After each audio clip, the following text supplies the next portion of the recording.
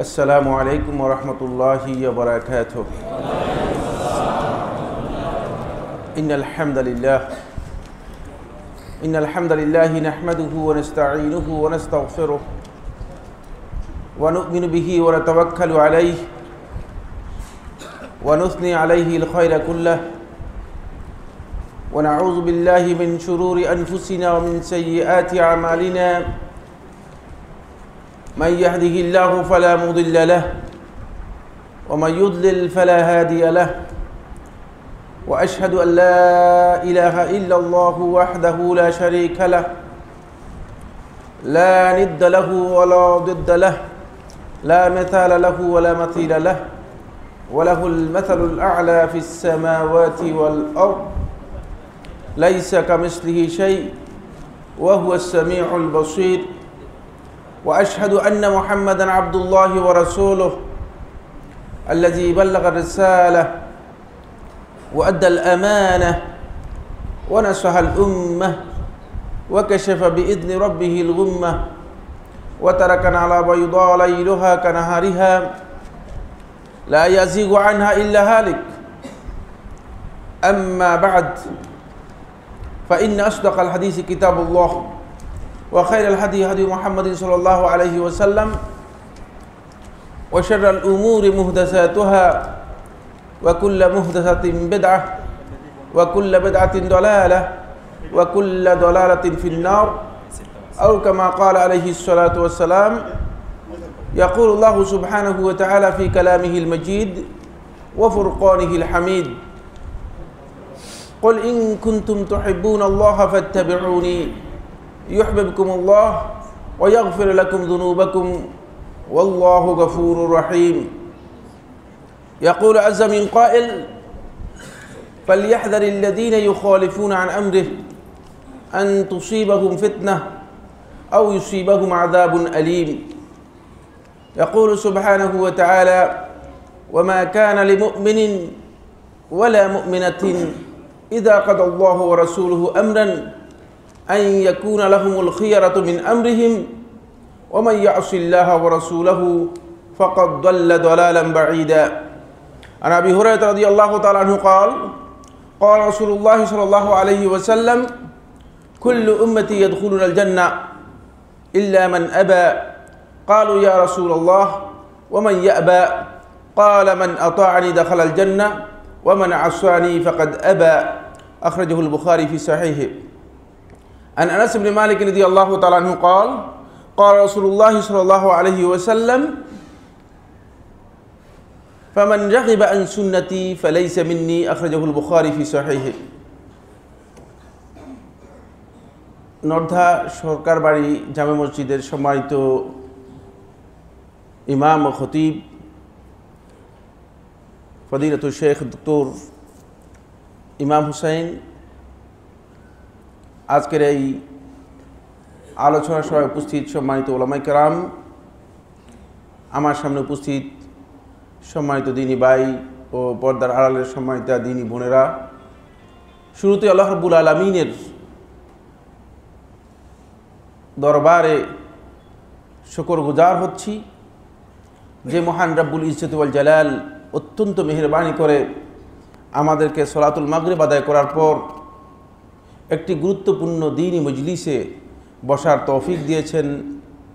এই জন্য আল্লাহ রাব্বুল আলামিনের শুকরিয়া আদায় করি, আলহামদুলিল্লাহ।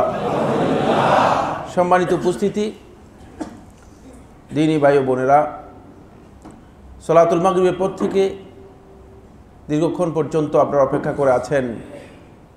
আমার আসতে একটু দেরি হয়েছে, এজন্য শুরুতেই সর্বপ্রথম আল্লাহ রাব্বুল আলামিনের কাছে ক্ষমা চাচ্ছি, তারপর আপনাদের কাছে ক্ষমা চেয়ে নিচ্ছি। রাস্তার কারণে, জ্যামের কারণে আমাদের আসতে দেরি হয়েছে, আপনাদের কষ্ট হয়েছে। আল্লাহ রাব্বুল আলামিনের কাছে দোয়া করছি আল্লাহ সুবহানাহু ওয়া তাআলা আমাদেরকে আমাদের এই সময়টুকুকে কিয়ামতের দিন নাজাতের জন্য একমাত্র ওসিলা করে আল্লাহ রাব্বুল আলামিন যেন আমাদেরকে নাজাত দান করে, বলুন আমিন। অত্যন্ত গুরুত্বপূর্ণ একটি বিষয় নিয়ে, টপিক নিয়ে আমাদের আজকের আলোচনা, সেটি হচ্ছে ইত্তেবাউস সুন্নাহ, সুন্নাহর অনুসরণ। এখানে আমি আলোচনা শুরু করার আগে দুটি কিচ্ছা দিয়ে আজকের আলোচনা শুরু করব। প্রথমে এই দুটি কিচ্ছা ভালো করে বুঝতে হবে। এর তেমন কোনো সনদ আমি উল্লেখ করব না। আমরা প্রত্যেকটি আলোচনার রেফারেন্স আপনাদেরকে সাথে সাথে দিয়ে দেব।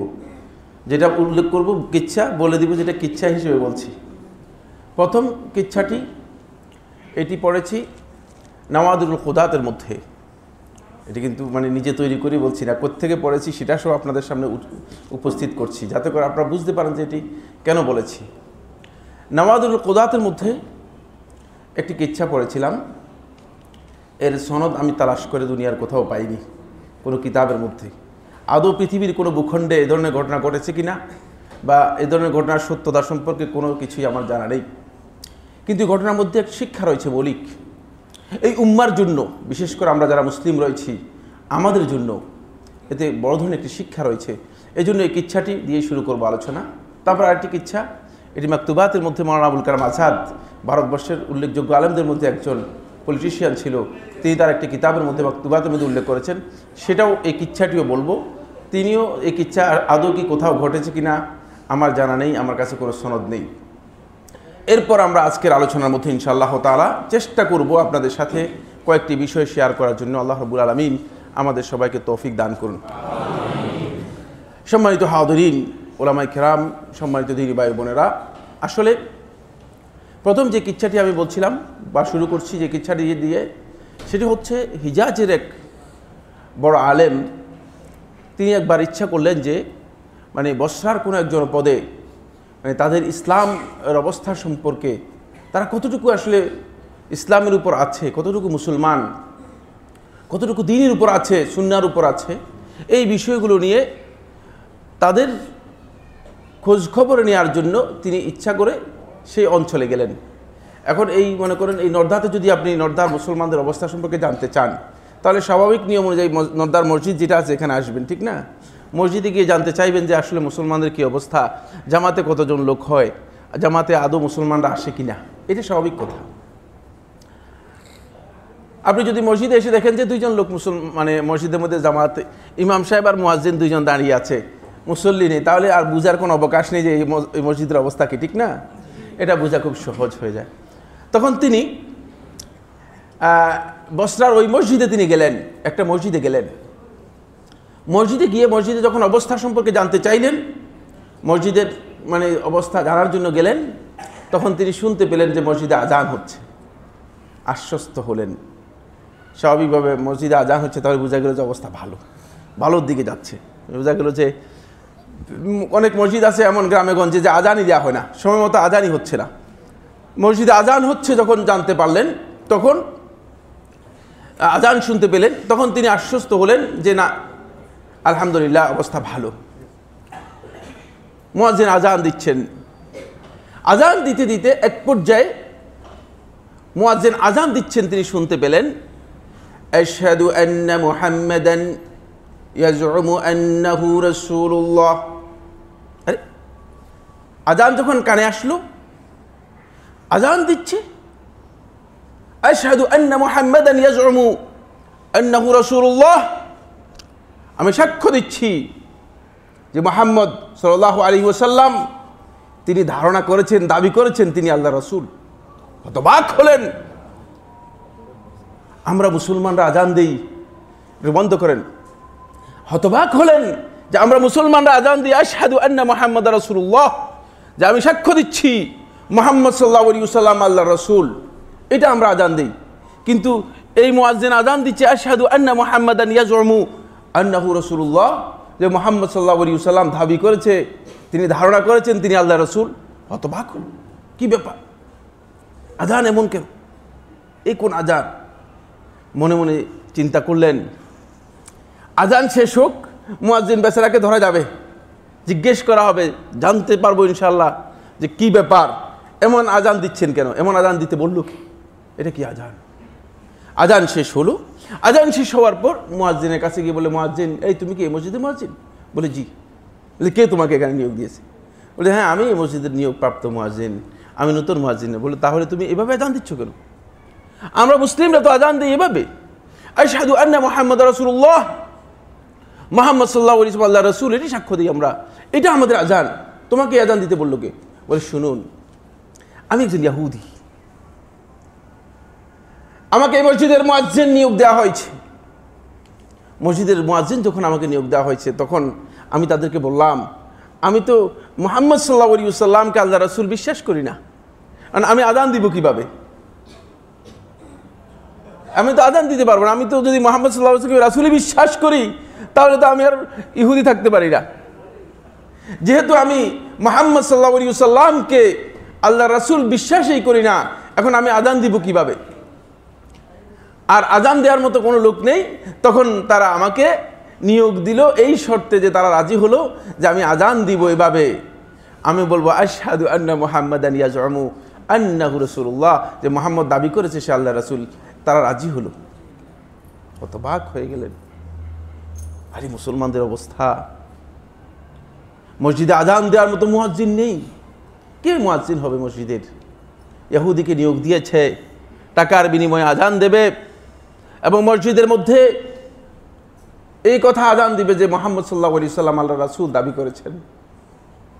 হতবাক হলেন। এত নাজুক অবস্থা মুসলমানদের হয়ে গেল। বলে যে এই মসজিদের ইমাম কোথায়? এবার জানা দরকার আসলে কি মসজিদের অবস্থা ঠিক আছে কিনা। এখানে তো যে অবস্থা, আযানের ইমামের সাথে আলাপ করলে হয়তো বুঝে যেতে পারে যে ব্যাপারটা কি, আরো ভালো অবস্থা কিনা। বলে যে মসজিদের ইমামকে একটু আমাকে দেখিয়ে দাও, ইমামের সাথে কথা বলা দরকার। বলে যে আপনি মসজিদের সামনে যান, একটা দোকান আছে, দোকানের মধ্যে ইমাম সাহেব আছেন, ইমাম সাহেবের সাথে কথা বললে আপনি বিস্তারিত জানতে পারবেন। মসজিদের সামনে আসলেন, সামনে এসে দোকানের মধ্যে দেখতে পেলেন ইমাম সাহেব বসে আছেন। এই আপনি কি এই মসজিদের ইমাম? বললেন হ্যাঁ আমি এই মসজিদের ইমাম। এখানে কি করতেছেন আপনি? বলে আমি এখানে মসজিদে এই দোকানে মদ বিক্রি করতেছি। আরে ইন্না লিল্লাহ। যাক, মুয়াজ্জিন তো ইহুদি পাওয়া গেল, ইমাম আবার কোন ধর্মের আল্লাহই জানে। মুয়াজ্জিন তো ইহুদি পাওয়া গিয়েছে, আযান দিচ্ছে এইভাবে। আর ইমামের দশা কি? ইমাম তো মসজিদের সামনেই দোকানের মধ্যে মদ বিক্রি করতেছে। বলি কি ব্যাপার কি? তোমাকে কে এখানে ইমাম নিয়োগ দিয়েছে? তুমি এই মসজিদের এখানে কিভাবে মসজিদের সামনে বসে মদ বিক্রি করতেছো? বলে যে এই মসজিদের ইনকাম বলতে কিচ্ছু নেই, সামান্য কতটুকু জায়গা আছে, সেখানে কিছু আঙ্গুর হয়। লোকেরা আঙ্গুর খায় না, লোকেরা মদ খায়। ওই আঙ্গুর দিয়ে মদ তৈরি করে, তারপরে এই মসজিদের এই দোকানের মধ্যে আমি এটা বিক্রি করে মসজিদটা কোনো রকম চালাই যাচ্ছে। কিচ্ছা শেষ নয়, কিচ্ছা অনেক দীর্ঘ। কিচ্ছা বলা উদ্দেশ্য নয়, শুধুমাত্র এই বক্তব্য এই জন্য দিলাম, আজকে ইসলামকে সামনে রেখে, ইসলামের দর্শনকে সামনে রেখে, ইসলামের চিন্তাধারাকে সামনে রেখে, ইসলামের নামে কত ধারা, কত উপধারা বেরিয়ে গিয়েছে, কত প্রবাহ বেরিয়ে গিয়েছে, যেগুলোর সাথে ইসলামের আদৌ কোনো সম্পর্ক নেই। অনেক অনেক দূরে আমরা চলে গিয়েছি। আমরা হয়তো সবাই ধারণা করছি যে আমাদের গন্তব্য একদিকে চলে যাচ্ছে, গন্তব্য একটা হবে ঠিকই, কিন্তু সেই গন্তব্য আসল গন্তব্যে পৌঁছবে না, জান্নাতের গন্তব্যে পৌঁছবে না, জাহান্নামের গন্তব্যের দিকে পৌঁছে যাবে। যেহেতু জাহান্নামের জন্য অনেক রাস্তা ইঙ্গিত দেওয়া হয়েছে, রাসূলুল্লাহ সাল্লাল্লাহু আলাইহি ওয়াসাল্লাম বলেছেন। আজকে মুসলমানদের মধ্যে ইসলাম সম্পর্কে যখন কোরআন এবং হাদিসের আলোচনা করা হয়ে থাকে, কেন জানি এরকম আপনাদের কাছে মনে হবে যেন বেকাপ্পা বেকাপ্পা আলোচনা। কি এগুলো কি বলতেছে? কেন জানি মানুষ আশ্চর্য বোধ করছে। কারণ আমরা যুগ যুগ ধরে, দীর্ঘ সময় ধরে আমাদের 14 পুরুষকে নিয়ে যেটা করে আসছিলাম, সেগুলোই তো আমরা করে যাচ্ছি। সেগুলোকে আমরা মনে করছি দিন। এই দিন কেউ স্বপ্নের মাধ্যমে আবিষ্কার করে নিয়েছেন, কেউ পীর সাহেবের ইজতিহাদের মাধ্যমে আবিষ্কার করে নিয়েছেন। আপনি দেখবেন রাসূলুল্লাহ সাল্লাল্লাহু আলাইহি ওয়াসাল্লাম আমাদেরকে দরুদ শিক্ষা দিয়েছেন। আবার দেখা যায় যে বিভিন্ন দরবার থেকে দরুদ আবিষ্কার করে নিজেরা দরুদ তৈরি করে নিয়েছে। বুঝতে পেরেছেন? এই যে বিভিন্ন ইসলামের যে ধরন, সুরত, এই যে বিভিন্নতা, এর মাধ্যমে ইসলামের যে মৌলিক শিক্ষা রয়েছে, সেই শিক্ষা আজকে আমাদের কাছে একেবারেই বিস্তৃত হয়ে গিয়েছে, আমাদের কাছে অপরিচিত হয়ে গিয়েছে। আমরা মনে হয় যেন সব হারাতে বসেছি।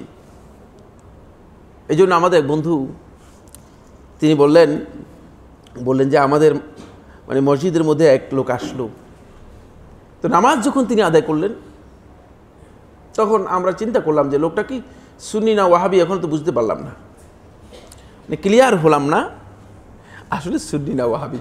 আপনারা জানেন তো এই ধরনের বক্তব্য আছে না, সুন্নি ওয়াহাবির বক্তব্য। যাক, যে লোকটা যে সুন্নি না ওয়াহাবি এটা তো এখনো বুঝতে পারলাম না। তখন যখন নামাজের শেষে সবার সাথে আমাদের সাথে মুনাজাত করলো তখন কিছুটা কনফার্ম হলাম। মুনাজাত যখন করলো, হাত তুলে যখন মুনাজাত করলো, কিছু কনফার্ম হলাম যে সম্ভবত সুন্নি না, সুন্নি এখনো স্বীকার করছে না, সম্ভবত সুন্নি এটা স্বীকার করছে না, যে সুন্নি তাকে এখনো সার্টিফাই করছে না, বরং বলছে সম্ভবত লোকটা সুন্নি। তারপর মিলাদের পরে, তারপরে যখন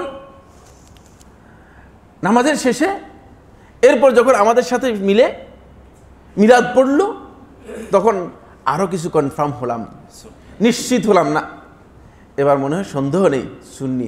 তারপরেও কেন যেন ব্যবসা বুঝে যাচ্ছে না। যখন মসজিদ থেকে বের হয়ে সিগারেটে টান দিল, নিশ্চিত হলাম এখন যে সুন্নি। নাউজুবিল্লাহ। আপনি সুন্নার এই পরিচয়, সুন্নির এই পরিচয়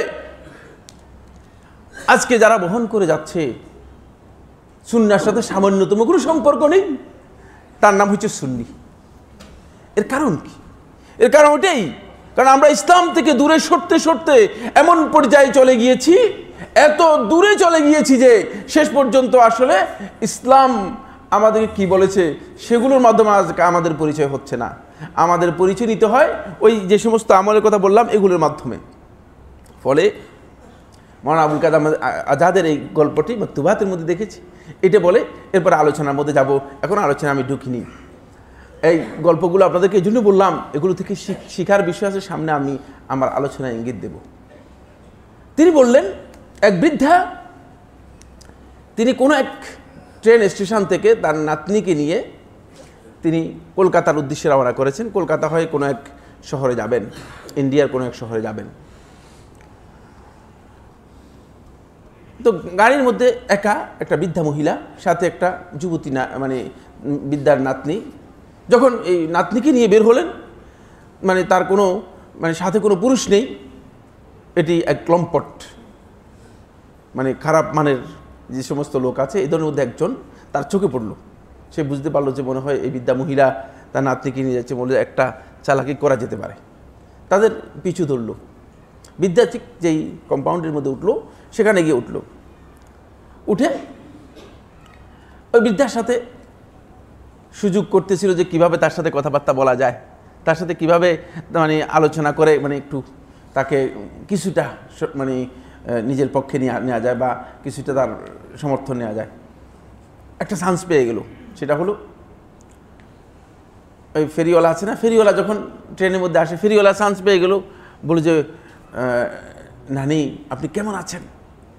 আপনি তো অনেকক্ষণ পর্যন্ত দেখি যে গাড়ির মধ্যে আছেন, কিন্তু আপনি তো কিছুই খান নাই, আপনি যদি মানে অনুমতি দেন, আপনার সাথে আপনার নাতনিও আছে, তাহলে কিছু কি আপনাকে দেবো কিনা। খুব বিভিন্নভাবে, যারা মানে উদ্দেশ্য যাদের খারাপ তারা বিভিন্নভাবে কৌশল করে বলে একটা কথা বলে, কৌশল করে যখন বৃদ্ধাকে রাজি করালো, তো বৃদ্ধা রাজি হলো।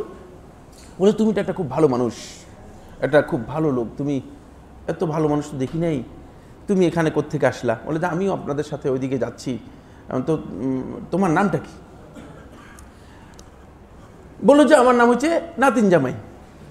নাম হচ্ছে নাতিন জামাই, আর নামও তো অন্যরকম। তুমি মানুষ যেমন, নামও তো দেখা যাচ্ছে অন্যরকম।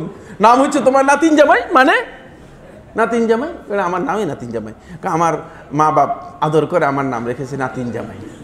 আচ্ছা ভালো।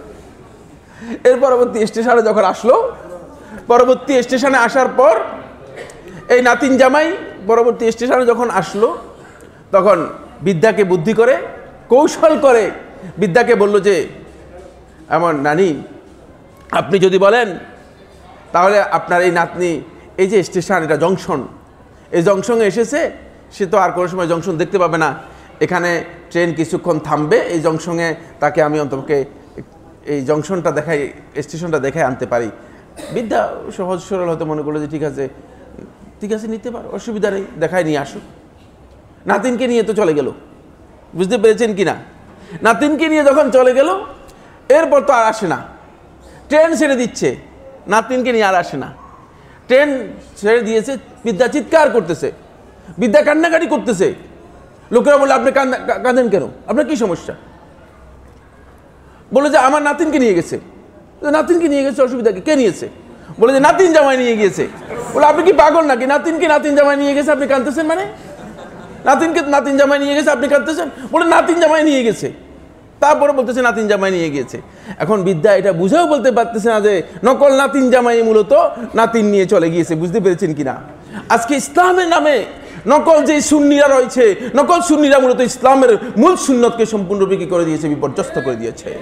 নকল সুন্নিদের কারণে রাসূলুল্লাহ সাল্লাল্লাহু আলাইহি ওয়াসাল্লামের সুন্নাতের অনুসরণ আজকে করা সম্ভব হচ্ছে না। কেউ নিজেকে আহলুল হক দাবি করছে, কেউ হাক্কানিয়তের দাবি করছে, কেউ আহলুস সুন্নাত দাবি করছে। এই ধরনের দাবি করে করে মূলত আল্লাহ রাসূল সাল্লাল্লাহু আলাইহি ওয়াসাল্লামের সুন্নাহকে উপেক্ষা করার নাম ছাড়া আর অন্য কিছু আমরা পাচ্ছি না। পরে রাসূলুল্লাহ সাল্লাল্লাহু আলাইহি ওয়াসাল্লাম যেই সুন্নাহ রেখে গিয়েছিলেন, যেই সুন্নাহর উপর কিয়ামত পর্যন্ত এই উম্মাদকে হেদায়েতের আলো দিয়ে গিয়েছিলেন, সেই সুন্নাত নিয়ে কোনো আলোচনা নেই। সেই সুন্নাতের কথা আলোচনা করলে আপনি বলেন যে আরে কি কথা বলতেছে, এগুলো তো কোনোদিন শুনলাম না, এগুলো তো কোনোদিন শুনলাম না, এই নতুন কথা কোত্থেকে আনলেন আপনি? এজন্য আমার বন্ধুগণ, আজকের এই আলোচনার আগেই আমি আপনাদের কাছে অত্যন্ত বিনয়ের সাথে আবেদন করব, অত্যন্ত বিনয়ের সাথে আবদার করব যে আপনারা আগে আলোচনাটা শুনবেন। হতে পারে আপনার দৃষ্টিভঙ্গির সাথে দ্বিমত হতেই পারে, আপনার বক্তব্য সাথে আমার বক্তব্য একসাথে নাও হতে পারে, কিন্তু শোনার চেষ্টা করুন। আমি আপনাদেরকে প্রথমে এই কথা বলে দিচ্ছি, আমি যা বললাম এটা ওহী নয়। কোরআন এবং হাদিস হচ্ছে ওহী, ঠিক কিনা? আমি যেটা বলছি এটা ওহী নয়। সুতরাং আমার কথা কোনো ভাই অথবা বন্ধুর যদি পছন্দ না হয়, তিনি না মানলেও আমি আপত্তি করব না। আমার সাথে কেউ দ্বিমত পোষণ করতে পারে, সবার অধিকার আছে, সবাই রাইট আছে। তিনি দ্বিমত পোষণ করতে পারেন আমার বক্তব্যের সাথে, কিন্তু দ্বিমত পোষণ করলেও তিনি দলিলের ভিত্তিতে দ্বিমত পোষণ করতে পারবেন। তাকে দলিল দিতে হবে, যেহেতু আল্লাহ সুবহানাহু ওয়া তাআলা কোরআনে কারীমের মধ্যে বলেছেন, কুল হাতু বুরহানাকুম ইন কুনতুম সাদিকিন। আল্লাহ রাব্বুল আলামিন বলেন, তোমরা তোমাদের দলিল দাও, তোমাদের প্রমাণ দাও। ইন কুনতুম সাদিকিন, যদি তোমরা সত্যবাদী হও তাহলে তোমাদেরকে অবশ্যই প্রমাণ দিতে হবে।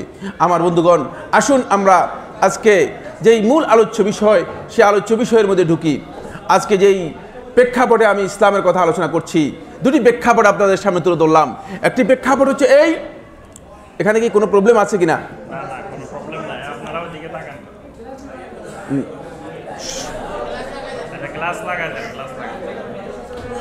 আপনারা সবাই কথা বললে কিন্তু আমরা কথা বলতে পারবো না। জি, সম্মানিত উপস্থিতি, সম্মানিত দিনী ভাই বোনেরা, আমি বলতেছিলাম আজকে যে প্রেক্ষাপটে আমরা আজকের এই আলোচনার জন্য মুখোমুখি হচ্ছি, সেই প্রেক্ষাপট দুটি আলোচনা করলাম। দুটি কিচ্ছার মাধ্যমে আমি আমাদের যে প্রেক্ষাপট রয়েছে সেই প্রেক্ষাপটগুলো আপনাদের সামনে তুলে ধরেছি। প্রথম কিচ্ছাটির মাধ্যমে এই প্রেক্ষাপট আমি তুলে ধরেছি যে ইসলামের যেই মাআলিমগুলো রয়েছে, ইসলামের যেই মূল বিষয়গুলো রয়েছে, সেগুলো আজকে সবচেয়ে বেশি আমাদের কাছে বিস্তৃত হয়ে গিয়েছে, হারিয়ে গিয়েছে, সেগুলো আমাদের কাছে নেই। আর দ্বিতীয় কিচ্ছার মাধ্যমে যে প্রেক্ষাপট আমি তুলে ধরেছি সেটি হচ্ছে এই, আজকে নকলবাজ, দড়িবাজ, মিথ্যুক, মিথ্যাবাদীদের ছয়লাভ এমন হয়ে গিয়েছে যে হক কথা আপনি পাওয়া খুব কঠিন হয়ে যাবে। কারণ আজকে সবাই চেষ্টা করে মানুষদেরকে পথভ্রষ্ট করার জন্য নিজের বক্তব্যের মাধ্যমে, বিভিন্ন আলোচনার মাধ্যমে, বিভিন্ন কথার মাধ্যমে।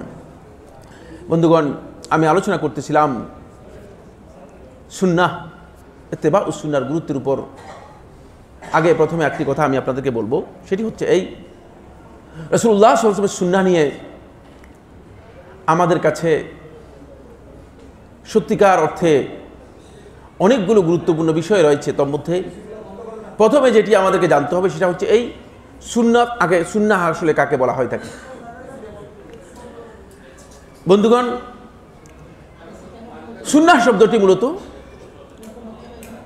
আমরা যখন উর্দুতে ব্যবহার করি, আপনি দেখবেন উর্দুতে সুন্নাহ শব্দটি সুন্নত ব্যবহার করা হয় থাকে, সুন্নত ব্যবহার করা হয় থাকে। এই একই শব্দই আরবিতে আস-সুন্নাহ শব্দ ব্যবহার করা হয় থাকে, আস-সুন্নাহ শব্দ ব্যবহার করা হয় থাকে। সুন্নাহ হচ্ছে মূলত সুন্নাত যেই পারিভাষিক ব্যবহার, এই পরিভাষা থেকে একটু বিচ্ছিন্ন। সুন্নাত শব্দটি উর্দুতে যখন এসেছে তখন আমাদের সমাজের মধ্যে সুন্নাতটাকে ব্যবহার করা হতো শুধুমাত্র ফরজ ওয়াজিব নয় এমন কাজগুলো বোঝানোর জন্য সুন্নত শব্দ ব্যবহার করা হতো। বুঝতে পেরেছেন কিনা? যেমন আমরা যুগ যুগ ধরে আলেমদের কাছে শুনে এসেছি যে দাড়ি রাখা হচ্ছে সুন্নত। এটা আপনারা শুনছেন না? দাড়ি রাখা সুন্নত। সুন্নত কোন অর্থে? সুন্নত এই অর্থে যে রাসূলুল্লাহ সাল্লাল্লাহু আলাইহি ওয়াসাল্লাম দাড়ি রেখেছেন, এই অর্থে সুন্নত কোনো সন্দেহ নেই।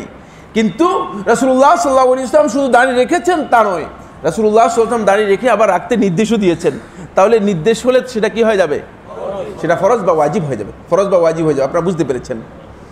আর রাসূলুল্লাহ সাল্লাল্লাহু আলাইহি ওয়াসাল্লাম এর সুন্নাত এই অর্থে ব্যবহার করা হয়েছে যে এটা ফরজ ওয়াজিব নয়, এটা হলো শুধুমাত্র ইবাদতের ক্ষেত্রে যে সুন্নতগুলো আছে সেগুলো। যেমন ফরজের আগে পরে যেই সুন্নাত নামাজগুলো আছে সেগুলোকে সুন্নাত বোঝানো হয়েছে। বুঝতে পেরেছেন কিনা? সুন্নাত বলতে এই কথাকে বোঝানো হয়েছে। কিন্তু ইসলামের মৌলিক পরিভাষায়, আকীদার পরিভাষায় সুন্নাত বলতে বা সুন্নাহ বলতে এই বিষয়কে বোঝানো হয় নাই। ফরজ এবং ওয়াজিব নয় এমন বিষয়কে বোঝানো হয় নাই, বরং যে বিষয়টি বোঝানো হয়েছে সেটি হচ্ছে সত্যিকার অর্থে ইসলামের মূল এবং মৌলিক বিষয়। এই সুন্নাহর পরিচয় আল ওয়াসিয়াতুল কুবরা এর মধ্যে ইমাম আহমদ ইবনে হাম্বল রাহমাতুল্লাহ থেকে বর্ণিত হয়েছে। ইমাম শাতিবী রাহমাতুল্লাহ ইতিসামের মধ্যে উল্লেখ করেছেন সুন্নাহর পরিচয় হচ্ছে আল হাদিয়ুল্লাযী কানা আলাইহি রাসূলুল্লাহ সাল্লাল্লাহু আলাইহি ওয়াসাল্লাম ওয়া আসহাবুহু ইলমান ওয়া ইতিকাদান ওয়া কাওলান ওয়া ফি'লান ওয়া মানহাজা। এটি হচ্ছে সুন্নাহর পরিচয়। আল ওয়াসিয়াতুল কুবরা এর মধ্যে উল্লেখ করা হয়েছে। সুন্নাহ বলা হয় থাকে এটিকে। এবার আসুন আমি এটা অর্থ আপনাদের সামনে বুঝাই।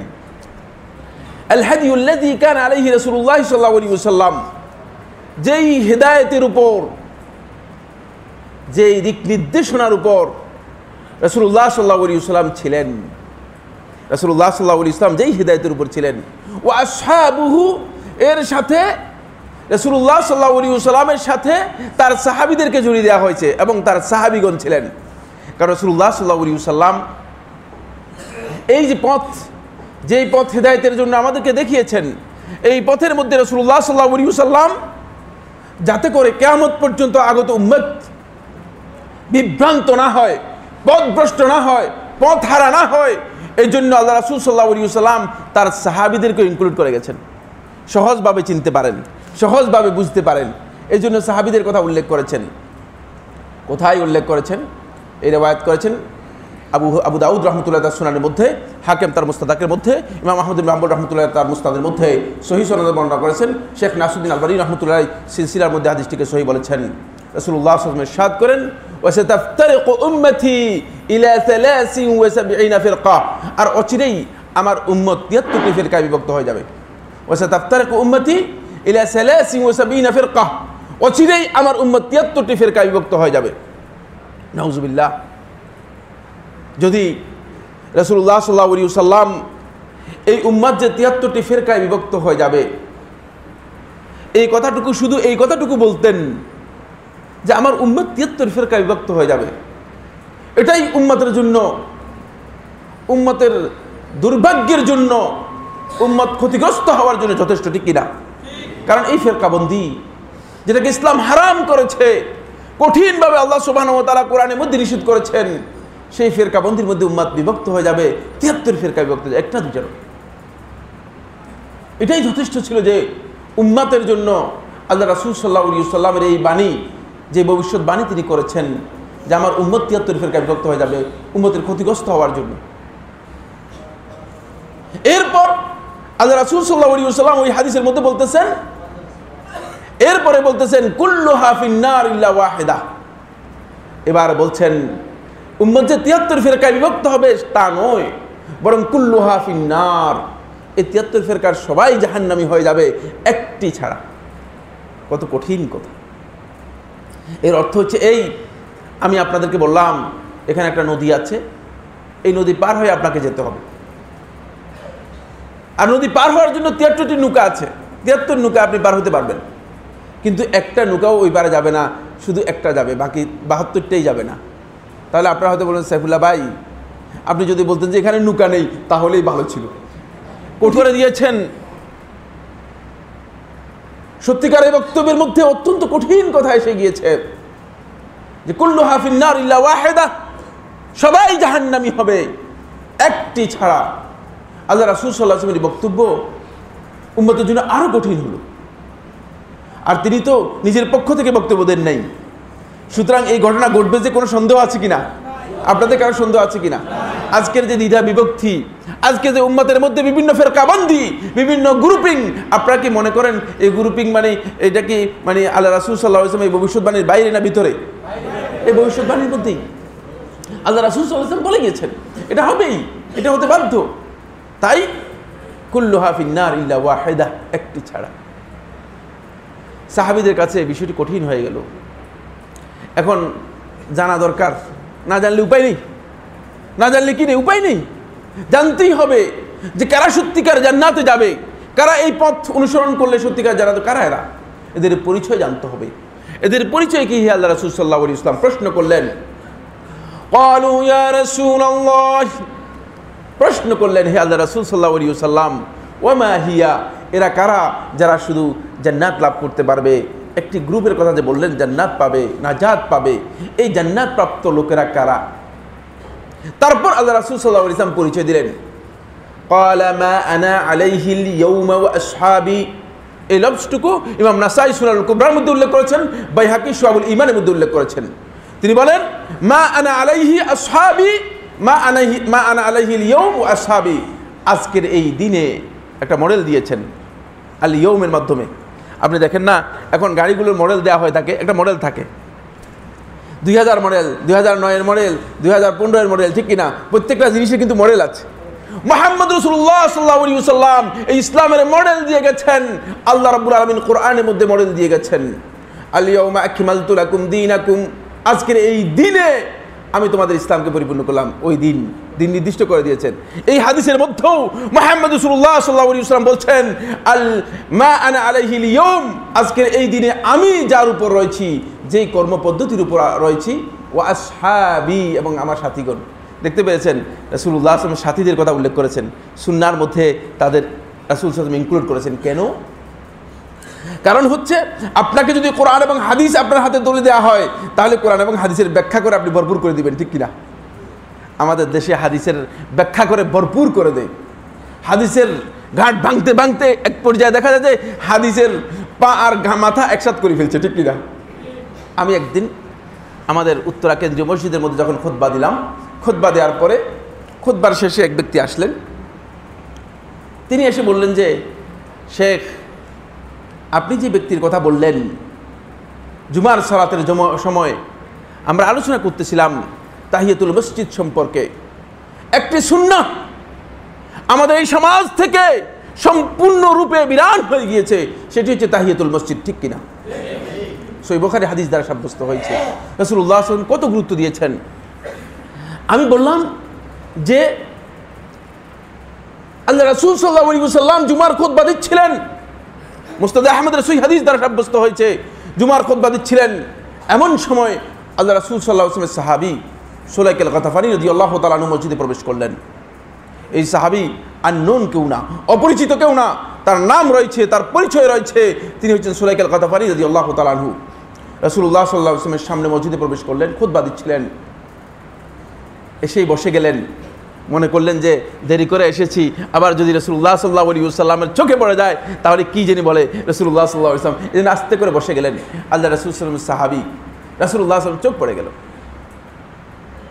চোখ পড়ে যাওয়ার পর তো আল্লাহ রাসূল সাল্লাল্লাহু আলাইহি ওয়াসাল্লাম তার হেদায়েতের থেকে কাউকে মাহরুম করবেন না, যাতে করে কিয়ামত পর্যন্ত উম্মাহ এই হেদায়েত থেকে মাহরুম না হয়। এজন্য রাসূলুল্লাহ সাল্লাল্লাহু আলাইহি ওয়াসাল্লাম বললেন হাল রাকাতাইন, তুমি কি 2 রাকাত তাহিয়াতুল মসজিদ পড়েছো? ক্বালা লা ইয়া রাসূলুল্লাহ, বললেন হে আল্লাহ রাসূল সাল্লাল্লাহু আলাইহি ওয়াসাল্লাম আমি পড়ি নাই। রাসূলুল্লাহ সাল্লাল্লাহু আলাইহি ওয়াসাল্লাম বললেন কুম ফাসাল্লি রাকাতাইন সুম্মা ইজলিস, প্রথমে দাঁড়াও, তারপরে 2 রাকাত নামাজ পড়ো, তারপরে বসো। শিক্ষা দিয়ে দিলেন। এটাই হাদি, হেদায়েতের জন্য তিনি এসেছেন, হেদায়েতের আলো জ্বালানোর জন্য এসেছেন, হেদায়েতের আলো দিয়েছেন, হেদায়েত দিয়েছেন। সুতরাং এটি হচ্ছে সুন্নাহ। তো ওই ব্যক্তি এসে আমাকে বললেন যে সাইফুল্লাহ ভাই, আপনি যে বললেন এই লোকটা তো ভিক্ষা করতে এসেছিল, এই জন্য রাসূলুল্লাহ সাল্লাল্লাহু আলাইহি ওয়াসাল্লাম তাকে দাঁড়াতে বলেছেন। আমি বললাম শুনেন, আপনি কি তখন ছিলেন? কয় না, ছিলাম না। ওই কিভাবে জানলেন যে এই লোকটা ভিক্ষা করতে আসছিল? আল্লাহ রাসূল সাল্লাল্লাহু আলাইহি ওয়াসাল্লামের সাহাবীরা মসজিদের মধ্যে ভিক্ষা করতে আসে? কেন আমাদের বিবেক কেন আমাদেরকে এত নিচের দিকে নিয়ে যাচ্ছে? আমরা একটা কথাকে এজন্য বলছিলাম, যদি আপনার কাছে রাসূলুল্লাহ সাল্লাল্লাহু আলাইহি ওয়াসাল্লামের হাদিসগুলো তুলে দেওয়া হতো, তাহলে হাদিসকে আপনি কাটছাট করতে করতে করতে করতে লেজে গোবরে বানিয়ে দিতেন, ঠিক কিনা? হাদিসের মাথা আর হাদিসের পা সব একসাথে করে ফেলতেন, যেটি কোনো কাজে লাগতো না। ডান দিক থেকে বাম দিক থেকে কাটিং করা শুরু করতেন, কাস্টমাইজ করে ফেলতেন, যেটি ইসলামে জায়েজ নেই সেটা করতেন। ফলে আল্লাহ রাসূল সাল্লাল্লাহু আলাইহি ওয়াসাল্লাম এখানে মডেল দেওয়ার সময়, ইসলামের যে মডেল দিলেন, সুন্নাহর যে মডেল দিলেন, এই মডেল দেওয়ার সময় আল্লাহ রাসূল সাল্লাল্লাহু আলাইহি ওয়াসাল্লাম স্পষ্ট করলেন, মা আনা আলাইহিল ইয়াউমা ওয়া আসহাবি। শুধু আমার হাদিস দেখবে তা নয়, সাথে আমার সাহাবীদের আমল জুড়ে দিলাম। এটাও কিন্তু সুন্নাহর মানদণ্ড গ্রহণ করতে পারবে, দেখতে পারবে যে তোমার কাজ শুদ্ধ আছে কিনা। এজন্য সুন্নাহর অনুসরণ করতে হলে আল্লাহ রাসূল সাল্লাল্লাহু আলাইহি ওয়াসাল্লামের সাহাবীরা কি কাজ করে গেছেন, তারা কি আদৌ এই কাজ করছেন কিনা, তাদের আমল কি এটি আছে কিনা, সেটা আপনার জেনে নিতে হবে। বুঝতে পেরেছেন কিনা? হাদিস একটা পেয়ে গেলেন, একজন বর্ণনা করেছে এবং এই হাদিসের বর্ণনাকারীও ঠিক নাই, তারপরে আপনি সেটা অনুযায়ী আমল শুরু করে দিবেন, ব্যাপারটা এমন কিনা? না, এটি একটা রাস্তা। সুনান ইবনে মাজার সহিহ হাদিসের মধ্যে রাসূলুল্লাহ সাল্লাল্লাহু আলাইহি ওয়াসাল্লাম ইরশাদ করেন, তারাকতুকুম আলাল বাহিজ্জাতিল বাইদা লাইলুহা কানাহারিহা লা ইয়াজিগু আনহা ইল্লা হালিক। তারাকতুকুম আলাল বাহিজ্জাতিল বাইদা, তোমাদেরকে রেখে যাচ্ছি আমি সুস্পষ্ট শুভ্র সুন্দর দিনের উপর। লাইলুহা কানাহারিহা, এর অন্ধকার বিষয়গুলো, অস্পষ্ট বিষয়গুলো দিনের মতো স্পষ্ট। এখানে কোনো গুঞ্জাইশ নেই, এখানে কোনো 60,000 গোপন, 30,000 জাহেরি, 60,000 বাতিনি, এ ধরনের কোনো বক্তব্য নেই। বুঝতে পেরেছেন কিনা? সব এখানে স্পষ্ট। লাইলুহা কানাহারিহা লা ইয়াজিগু আনহা ইল্লা হালিক। শুধু যে নিজেকে ধ্বংস করেছে সেই কেবলমাত্র এখানে বক্রতার অনুসরণ করে ডানে যায় বামে যায়, ডানে যায় বামে যায়। কেন আপনি এত ডান বাম করছেন আমার বন্ধু? কোনো দরকার নেই। একটাই রাস্তা, একটাই গন্তব্য। এই গন্তব্যের পথটা আমি আপনাদের কাছে সহিহ বুখারীর হাদিস দিয়ে বলে দিচ্ছি। 7280 নম্বর হাদিস, হাদিসে বর্ণনা করেছেন আবু হুরায়রা রাদিয়াল্লাহু আনহু। 7280 নম্বর হাদিসের মধ্যে আমার নবী সাল্লাল্লাহু আলাইহি ওয়াসাল্লাম এই গন্তব্যের একমাত্র পথ কোনটি হবে, কোন পথ দিয়ে আপনি সত্যিকার জান্নাতে যেতে পারবেন, স্পষ্ট করে দিয়েছেন। আসুন, আবু হুরায়রা রাদিয়াল্লাহু আনহু বর্ণনা করেন, তিনি বলেন, রাসূলুল্লাহ সাল্লাল্লাহু আলাইহি ওয়াসাল্লাম ইরশাদ করেছেন, কুল্লু উম্মতি ইয়াদখুলুনাল জান্নাহ, আমার উম্মতের সবাই জান্নাতে প্রবেশ করবে। আগের যে হাদিসটা আবু দাউদ থেকে বর্ণনা করলাম, ওই হাদিসের মধ্যে বললেন আমার উম্মত 73 ফিরকায় বিভক্ত হয়ে যাবে। বুঝেন ভালো করে, এটা উম্মতের জন্য দুঃসংবাদ। উম্মত দ্বিধা বিভক্ত হয়ে যাবে, বড় ধরনের দুঃসংবাদ উম্মতের জন্য বললেন। আর পরবর্তী হাদিসের মধ্যে আমার নবী সাল্লাল্লাহু আলাইহি ওয়াসাল্লাম বলছেন, কুল্লু উম্মতি ইয়াদখুলুনাল জান্নাহ, আমার উম্মতের সবাই জান্নাতে প্রবেশ করবে। এটা কত বড় সৌভাগ্যের বিষয়, কত বড় সুসংবাদ। আগেরটা যেমন কঠিন দুঃসংবাদ, পরেরটা কি সবচেয়ে বড় সুসংবাদ। খুব ভালো লাগলো যখন আমার নবী সাল্লাল্লাহু আলাইহি ওয়াসাল্লাম এই কথাটা শুনলেন। কিন্তু নবী সাল্লাল্লাহু আলাইহি ওয়াসাল্লাম এই কথার সাথে যোগ করে দিলেন আরেকটা কথা, ইল্লা মান আবা, শুধু ওই ব্যক্তি জান্নাতে যেতে পারবে না যে জান্নাতে যেতে অস্বীকার করলো, যেতে চাইল না। আমার বন্ধুগণ, আপনাদের এখানে একজন একজন করে জিজ্ঞেস করি, জান্নাতে যেতে চাইবে না এরকম লোক আছে নাকি? পাওয়া যাবে কি না? আরে কবর পূজারী যে কবরের মধ্যে সিজদা দিচ্ছে, তাকে যদি বলেন আপনি জাহান্নামে যেতে চান কিনা, রাজি হবে কিনা?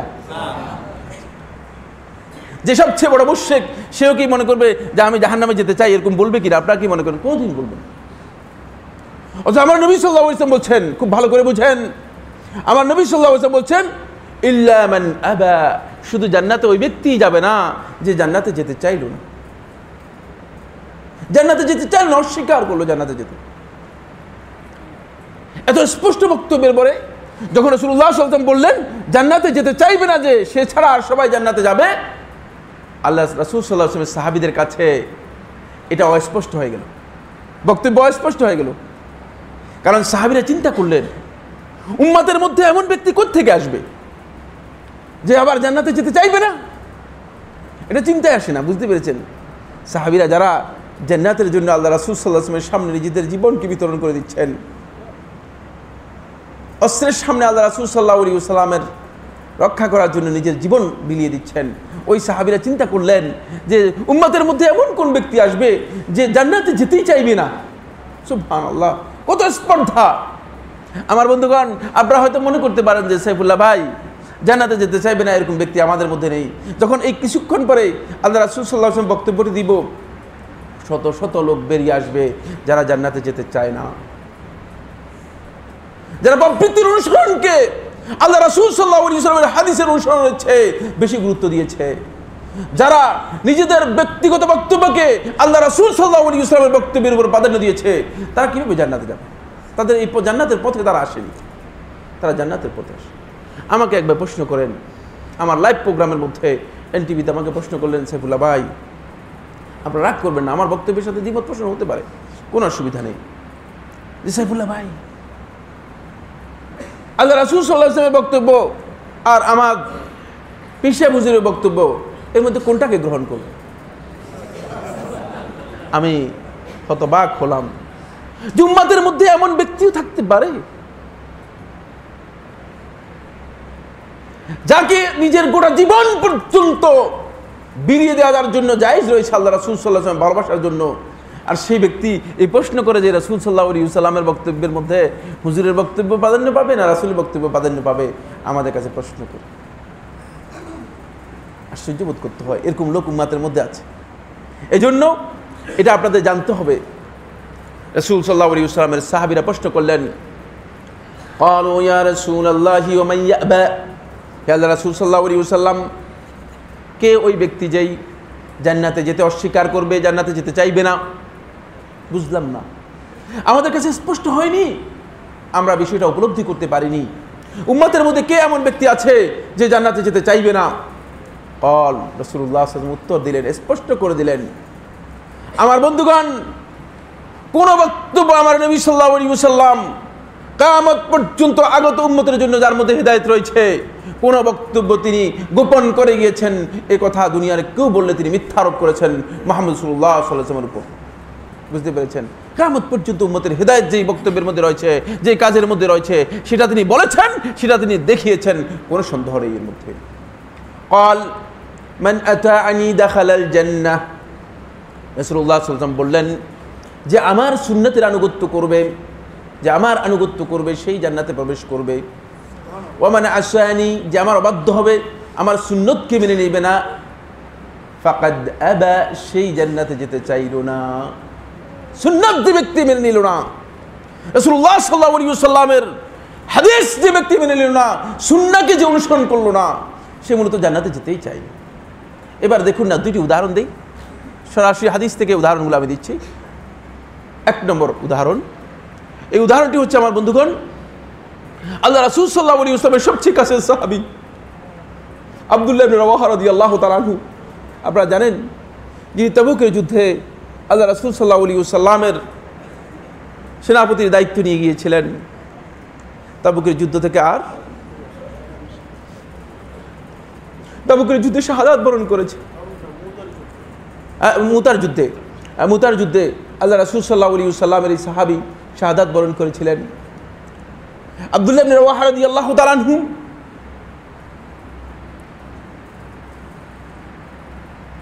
একদিন মসজিদের মধ্যে আসছেন, মসজিদে প্রবেশ করার জন্য মসজিদে আসতেছেন, এমন সময় আব্দুল্লাহ ইবনে রাওয়াহা রাদিয়াল্লাহু তাআলা আনহু শুনতে পেলেন, আব্দুল্লাহ ইবনে রাওয়াহা রাদিয়াল্লাহু তাআলা শুনতে পেলেন যে রাসূলুল্লাহ সাল্লাল্লাহু আলাইহি ওয়াসাল্লাম কোন ব্যাপারে রাসূলুল্লাহ সাল্লাল্লাহু আলাইহি ওয়াসাল্লাম নির্দেশ দিচ্ছেন তাদেরকে বসার জন্য। আব্দুল্লাহ ইবনে রাওয়াহা রাদিয়াল্লাহু তাআলা রাস্তায় ছিলেন, রাস্তায় বসে গেলেন, রাসূলুল্লাহ সাল্লাল্লাহু আলাইহি ওয়াসাল্লামের নির্দেশকে এমনভাবে অনুসরণ করলেন, রাস্তায় বসে গেলেন। জিজ্ঞেস করা হলো, আব্দুল্লাহ ইবনে রাওয়াহা রাদিয়াল্লাহু তাআলাকে জিজ্ঞেস করা হলো, তুমি রাস্তায় বসে গেলে কেন? বলে যে আল্লাহ রাসূল সাল্লাল্লাহু আলাইহি ওয়াসাল্লাম যখন বলতেছিলেন বসার জন্য, আমার মনে হচ্ছিল যেন এই বক্তব্য আমাকেই দেওয়া হচ্ছে, আমি সাথে সাথে বসা ছাড়া আমার আর কোনো বিকল্প ছিল না, আর কোনো বিকল্প ছিল না। উহুদের যুদ্ধে সহিহ বুখারী riwayতের মধ্যে এসেছে, সহিহ বুখারী হাদিস কিতাবুল মাগাজির মধ্যে দেখেন, উহুদের যুদ্ধে আল্লাহ রাসূল সাল্লাল্লাহু আলাইহি ওয়াসাল্লামের সবচেয়ে কাছের মানুষ হামজা ইবনে আব্দুল মুত্তালিব রাদিয়াল্লাহু তাআলা আনহু শাহাদাত বরণ করেছেন। সৈয়দুশ শুহাদা রাসূলুল্লাহ সাল্লাল্লাহু আলাইহি ওয়াসাল্লামের চাচা শাহাদাত বরণ করেছেন। আল্লাহ রাসূল সাল্লাল্লাহু আলাইহি ওয়াসাল্লামের চাচা হামজা ইবনে আব্দুল মুত্তালিব রাদিয়াল্লাহু তাআলা আনহু যখন শাহাদাত বরণ করলেন, তখন খবর হয়ে গেল মদিনার মধ্যে যে হামজাকে হত্যা করা হয়েছে। শুধু হত্যা করা হয়েছে তা নয়, হত্যার পরে হামজা রাদিয়াল্লাহু তাআলা আনহুকে মসলা করা হয়েছে, তার অঙ্গ প্রত্যঙ্গ কেটে ফেলা হয়েছে, তার বুক বিদীর্ণ করা হয়েছে। হামজা রাদিয়াল্লাহু তাআলা বুক বিদীর্ণ করা হয়েছে, তাকে বিকৃত করে ফেলা হয়েছিল। হামজা রাদিয়াল্লাহু তাআলা হত্যার এই ঘটনা যখন মদিনায় খবর পৌঁছে গেল, আল্লাহ রাসূল সাল্লাল্লাহু আলাইহি ওয়াসাল্লাম ফুফু সাফিয়া বিনতে আব্দুল মুত্তালিব রাদিয়াল্লাহু তাআলা আনহা, তিনি হামজা এর বোন, তিনি যখন শুনতে পেলেন যে হামজাকে হত্যা করা হয়েছে, তিনি কান্নায় ভেঙে পড়লেন। মহিলাদের আবেগ বেশি, ভাইকে হত্যা করেছে, ভাই শহীদ হয়েছে। যখন এই বক্তব্য সাফিয়া রাদিয়াল্লাহু তাআলা শুনতে পেলেন, তিনি উহুদের দিকে রওনা করলেন, উহুদের দিকে আসা শুরু করলেন, আর তিনি কান্নায় ভেঙে পড়ছেন। উহুদের শহীদদের লাশগুলো একত্রিত করা হচ্ছে। রাসূলুল্লাহ সাল্লাল্লাহু আলাইহি ওয়াসাল্লাম এমনি সময় লক্ষ্য করলেন যে মদিনার দিক থেকে সাফিয়া দৌড়ে আসছে, সাফিয়া কাঁদতে কাঁদতে আসতেছে। রাসূলুল্লাহ সাল্লাল্লাহু আলাইহি ওয়াসাল্লাম দেখলেন, আজকে যদি সাফিয়া হামজা সম্পর্কে আমাকে কিছু বলে, তাহলে তাকে আমি বুঝাতে পারবো না, আমার জন্য কঠিন হয়ে যাবে। ভাইকে হত্যা করা হয়েছে, এই আবেগ নিয়ে মদিনা থেকে দৌড়ে আসতেছে সাফিয়া। সুতরাং রাসূলুল্লাহ সাল্লাল্লাহু আলাইহি ওয়াসাল্লাম এক সাহাবীকে বললেন, তুমি সাফিয়াকে প্রথম ঠেকাও। আল্লাহ রাসূল সাল্লাল্লাহু আলাইহি ওয়াসাল্লাম এই সাহাবী সামনের দিকে অগ্রসর হয়ে গেলেন। অগ্রসর হয়ে গিয়ে এক অবলা নারী, ভাইকে হত্যা করা হয়েছে, আবেগ নিয়ে মদিনা থেকে উহুদ পর্যন্ত চলে আসছেন, কান্নায় ভেঙে পড়ছেন। তাকে বললেন, লাকাদ আযামা আলাইকি রাসূলুল্লাহ সাল্লাল্লাহু আলাইহি ওয়াসাল্লাম সাফিয়া কিফি ওয়াসকুতি। সাফিয়া, আল্লাহ রাসূল সাল্লাল্লাহু আলাইহি ওয়াসাল্লাম তোমাকে থেমে যেতে বলেছে, সুতরাং তুমি থেমে যাও, তুমি আর সামনে যাবে না। সেখানেই সাফিয়া রাদিয়াল্লাহু তাআলা আনহা বসে পড়েছেন, থেমে গিয়েছেন, সামনে আর যান। সুন্নাহর অনুসরণ, সেখানেই থেমে গেছেন। যতই আবেগ থাকুক না কেন, আপনার আবেগ থাকতেই পারে, কোনো সন্দেহ নেই। মানুষ বিভিন্নভাবে আবেগ প্রবল হয়, যতই আবেগ থাকুক না কেন, কিন্তু আল্লাহ রাসূল সাল্লাল্লাহু আলাইহি ওয়াসাল্লামের নির্দেশনা যখন আপনার কাছে স্পষ্ট হয়ে যাবে আমার বন্ধুগণ, সেখানে আপনাকে থামতে হবে। যদি আপনি এই পথের অনুসারী হন, আর যদি আপনি বিভিন্ন পথের অনুসারী হন, কিছু স্বপ্নে পেয়েছেন, কিছু বুজুর্গ হুজুরে বের করেছে, এই ধরনের ইজতিহাদের অনুসারী হন, তাহলে আপনি বিভিন্ন পথের বিভিন্ন মতের বক্তব্য দিতে পারেন, কোনো আপত্তি নেই। কিন্তু সুন্নাহর এই পথ হচ্ছে এই ধরনের। এবার দেখুন না রাসূলুল্লাহ সাল্লাল্লাহু আলাইহি ওয়াসাল্লাম কিভাবে জিনিসটি দেখিয়েছেন। এটি বর্ণনা করেছেন জাবির ইবনে আব্দুল্লাহ রাদিয়াল্লাহু তাআলা, সহিহ মুসলিমের মধ্যে, সহিহ মুসলিমের হাদিস, জাবির ইবনে আব্দুল্লাহ রাদিয়াল্লাহু তাআলা বর্ণনা করেন। তিনি বলেন, রাসূলুল্লাহ সাল্লাল্লাহু আলাইহি ওয়াসাল্লাম বিদায় হয়েছে যখন, দীর্ঘ হাদিস, প্রায় 3 থেকে 3.5 পৃষ্ঠার হাদিস, বিদায় হয়ে বর্ণনা করেছেন জাবির রাদিয়াল্লাহু তাআলা। তিনি বলেন যে রাসূলুল্লাহ সাল্লাল্লাহু আলাইহি ওয়াসাল্লাম যখন মুজদালিফা থেকে সকাল বেলায় রাসূলুল্লাহ সাল্লাল্লাহু আলাইহি ওয়াসাল্লাম মিনার উদ্দেশ্যে রওনা করলেন, তখন রাসূলুল্লাহ সাল্লাল্লাহু আলাইহি ওয়াসাল্লাম বললেন, ইলতাকাত লি হাসায়াত, যে আমার জন্য কিছু ছোট ছোট কঙ্কর, পাথর কুচি, ওই জামারাতে নিক্ষেপ করার জন্য এই কঙ্করগুলো আমার জন্য কি করো, একত্রিত করো, জড়ো করো, জমা করো। তখন রাসূলুল্লাহ সাল্লাল্লাহু আলাইহি ওয়াসাল্লামের জন্য কঙ্কর নিক্ষেপ করার জন্য কিছু কঙ্কর একত্রিত করা হলো। এই কঙ্করগুলো আল্লাহ রাসূল সাল্লাল্লাহু আলাইহি ওয়াসাল্লামের হাতে নিলেন। হাতে নিয়ে এর মধ্যে থেকে একটা জিনিস, একটা পছন্দ হলো না, ফেলে দিলেন। কেউ কেউ বলছেন যে একটা গোবর ছিল, রাসূলুল্লাহ সাল্লাল্লাহু আলাইহি ওয়াসাল্লাম ফেলে দিলেন। তারপরে কঙ্করগুলো রেখে একটি কঙ্কর রাসূলুল্লাহ সাল্লাল্লাহু আলাইহি ওয়াসাল্লাম এভাবে হাতে নিলেন। হাতে নিয়ে রাসূল সাল্লাল্লাহু আলাইহি ওয়াসাল্লাম উপস্থিত সাহাবায়ে কেরামকে লক্ষ্য করে বললেন, লিমিসলি হাযা ফারমু ওয়া ইয়্যাকুম ওয়াল গুলু ফিদ-দীন ওয়া লা তাগলু। লিমিসলি হাযা ফারমু, এই যে কঙ্কর দেখালাম, এই ছোট্ট এই কঙ্করের মতো কঙ্কর নিক্ষেপ করবা, এই কঙ্করের মতো কঙ্কর নিক্ষেপ করবা। ওয়া ইয়্যাকুম ওয়াল গুলু ফিদ-দীন, দ্বীনের ব্যাপারে তোমরা সীমা লঙ্ঘন করবে না, তোমরা বাড়াবাড়ি করো না। একটা পাথরের ক্ষেত্রে আল্লাহ রাসূল সাল্লাল্লাহু আলাইহি ওয়াসাল্লাম তার আনুগত্য কিভাবে করবেন সেটা পর্যন্ত দেখিয়ে গেলেন, ঠিক না? কিভাবে আপনি অনুসরণ করবেন দেখাই গেলেন। আর গোটা ইবাদতের ক্ষেত্রে, সালাতের ক্ষেত্রে, সিয়ামের ক্ষেত্রে, হজের ক্ষেত্রে আল্লাহ রাসূল সাল্লাল্লাহু আলাইহি ওয়াসাল্লামের ইবাদত কিভাবে হবে সেটা আমরা জানবো না? সেটাকে তিনি দেখিয়ে যান নাই? পাথরের জন্য আনুগত্যের কথা দেখালেন, সালাত কিভাবে আদায় করব সেটা কি দেখিয়ে যান নাই? তাহলে কেন আমরা এত বিভাগের মধ্যে আছি? কোথায় সমস্যা? সমস্যা একটাই, সেটা হচ্ছে আমরা কোথাও না কোথাও আমাদের মধ্যে অন্ধত্ব কাজ করছে, কোথাও কোথাও ভুল জিনিস কাজ করছে। ফলে আমরা হেদায়েতের যে আলো রয়েছে সেই আলো যতই আমার সামনে জ্বালানো হোক না কেন, আপনি অন্ধ ব্যক্তির সামনে লাইট যতই বড় করেন না কেন, তিনি কি দেখবেন কিনা? আপনি কি মনে করেন মুরব্বী দেখবে অন্ধ? না, দেখবে না। আপনি লাইট যতই বড় করেন না কেন, যতই আলো প্রজ্বলিত করেন না কেন, যে অন্ধ তার সামনে যতই আলো দেন না কেন সে দেখবে না। আসলে আগে তার চোখ দুটি খুলতে হবে, তার চোখ খোলার পথ আপনাকে বের করতে হবে। শুধু অন্ধ হয়ে বসে থাকলে চলবে না। এই রাস্তায় চলতে হলে আপনাকে অবশ্যই জানতে হবে যে আপনি আসলে কোন পথ দিয়ে অতিক্রম করছেন, আপনার পথ ঠিক আছে কিনা। কতক্ষণ পর্যন্ত চলবে? শেষ করতে আরেকটু পরে না? সম্মানিত উপস্থিতি, দিনী ভাই বোনেরা, তাই আমাদেরকে আল্লাহ রাসূল সাল্লাল্লাহু আলাইহি ওয়াসাল্লামের সুন্নাহর অনুসরণকে আমাদের সেভাবে গ্রহণ করতে হবে, যেভাবে গ্রহণ করলে সত্যিকার আমরা সুন্নাহ অনুযায়ী নিজের জীবনকে পরিচালিত করতে পারি। এই জন্য আল্লাহ রাব্বুল আলামিন কোরআনে কারীমে সূরা আলে ইমরানের 31 এবং 32 নম্বর আয়াত, সূরা আলে ইমরানের 31 এবং 32 নম্বর আয়াত, যেটি আমি তিলাওয়াত করলাম আপনাদের সামনে, আল্লাহ সুবহানাহু ওয়া তাআলা কি ইরশাদ করেন একটু দেখেন।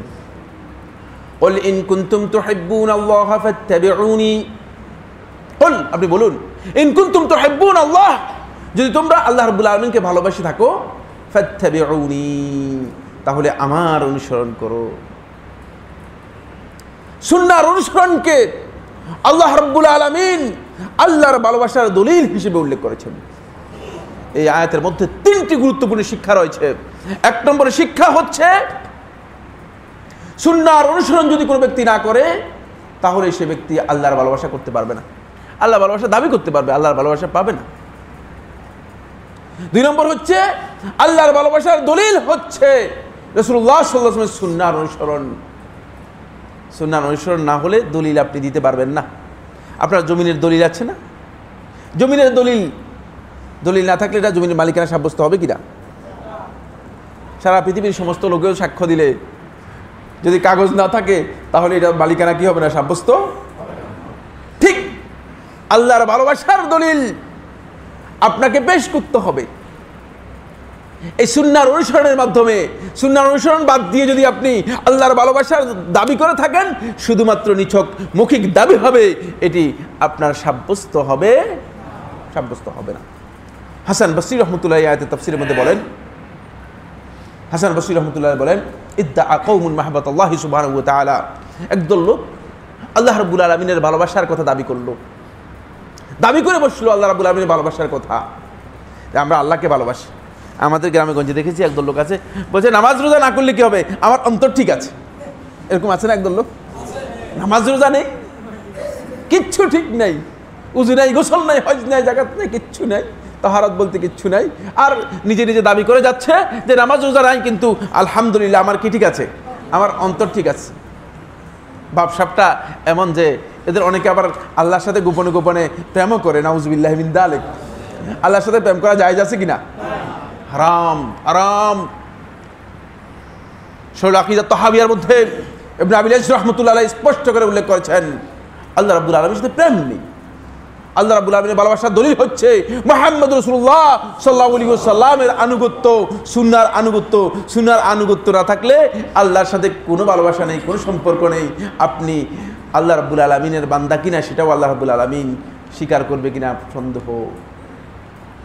এজন্য শেখুল ইসলাম ইবনুল কাইয়িম রাহমাতুল্লাহ বলেন, তা'সিল ইলাহা ওয়া তাজমু হুব্বাহু হাযা মুহালুন ফিল কিয়াস বাদিউ লাউ কুনতা সাদিকান ফি হুব্বিহি লাআতা'তাহু ইন্নাল মুহিব্বা লিমান ইউহিব্বু ইউতি'উ। সুবহানাল্লাহ।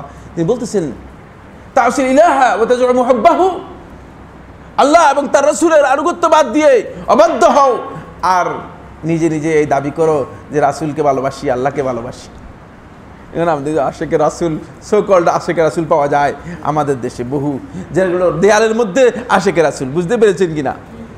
আশিক রাসূলের পরিচয় আমি আপনাদেরকে দেয়ালের মধ্যে আশিক রাসূল নয়, আশিক রাসূলের পরিচয় হচ্ছে রাসূল সাল্লাল্লাহু আলাইহি ওয়াসাল্লামের সুন্নাহ অনুসরণের মাধ্যমে, আর অন্য কোনো কাজের মাধ্যমে আশিক রাসূল হতে ফালতু আশিক রাসূল, সুন্নাহর আশিক রাসূল নয়, এটা দেয়ালের আশিক রাসূল।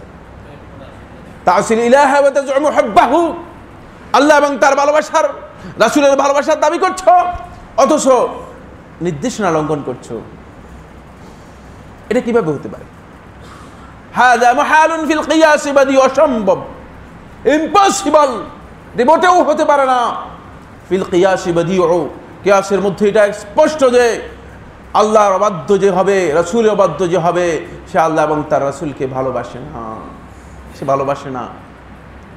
ওয়াইন কুনতা সাদিকান ফি হুব্বিহি লাআতাহু, যদি আল্লাহ এবং তার রাসূলের ভালোবাসায় তুমি সত্যবাদী হও তাহলে অবশ্যই তুমি রাসূলের আনুগত্য করতে, কারণ ফাইনাল মুহিব্বা লিমান ইউহিব্বু ইউতিউ, যে যাকে ভালোবাসে সে তার অনুসরণ করে, তার আনুগত্য করে।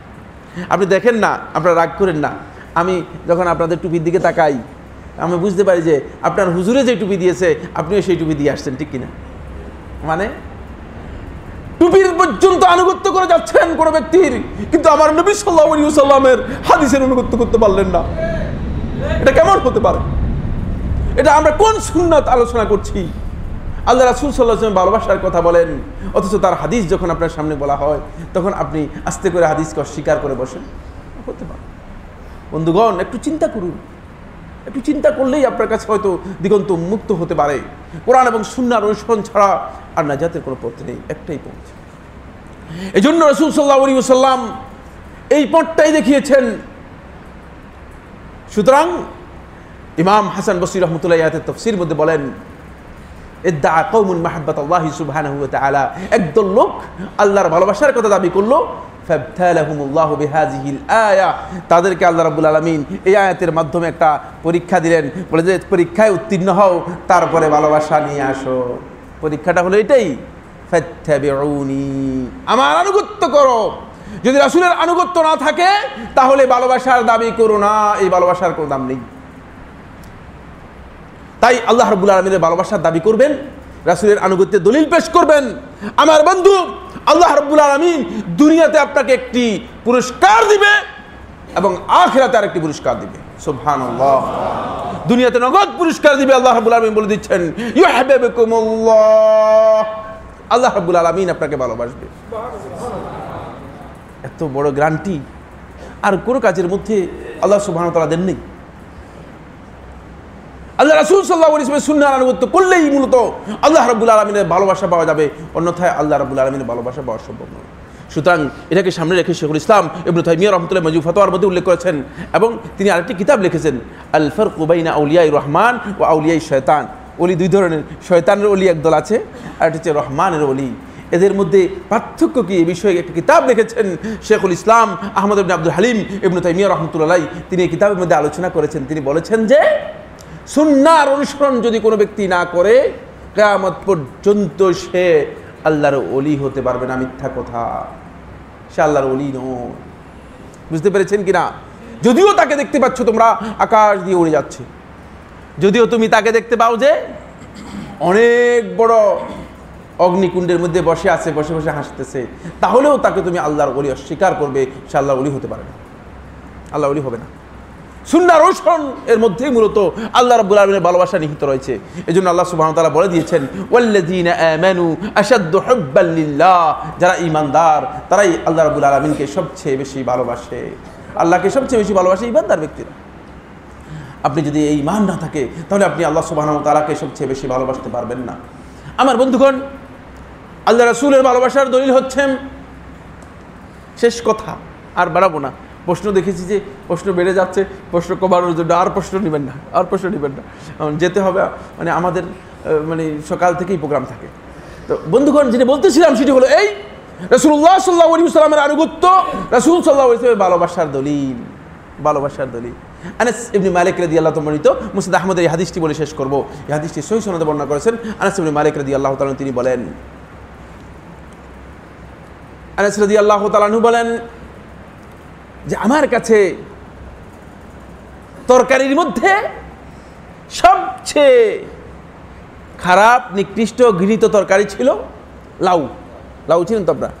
কদু কি নাম বলে, মানে লাউ বা কদু?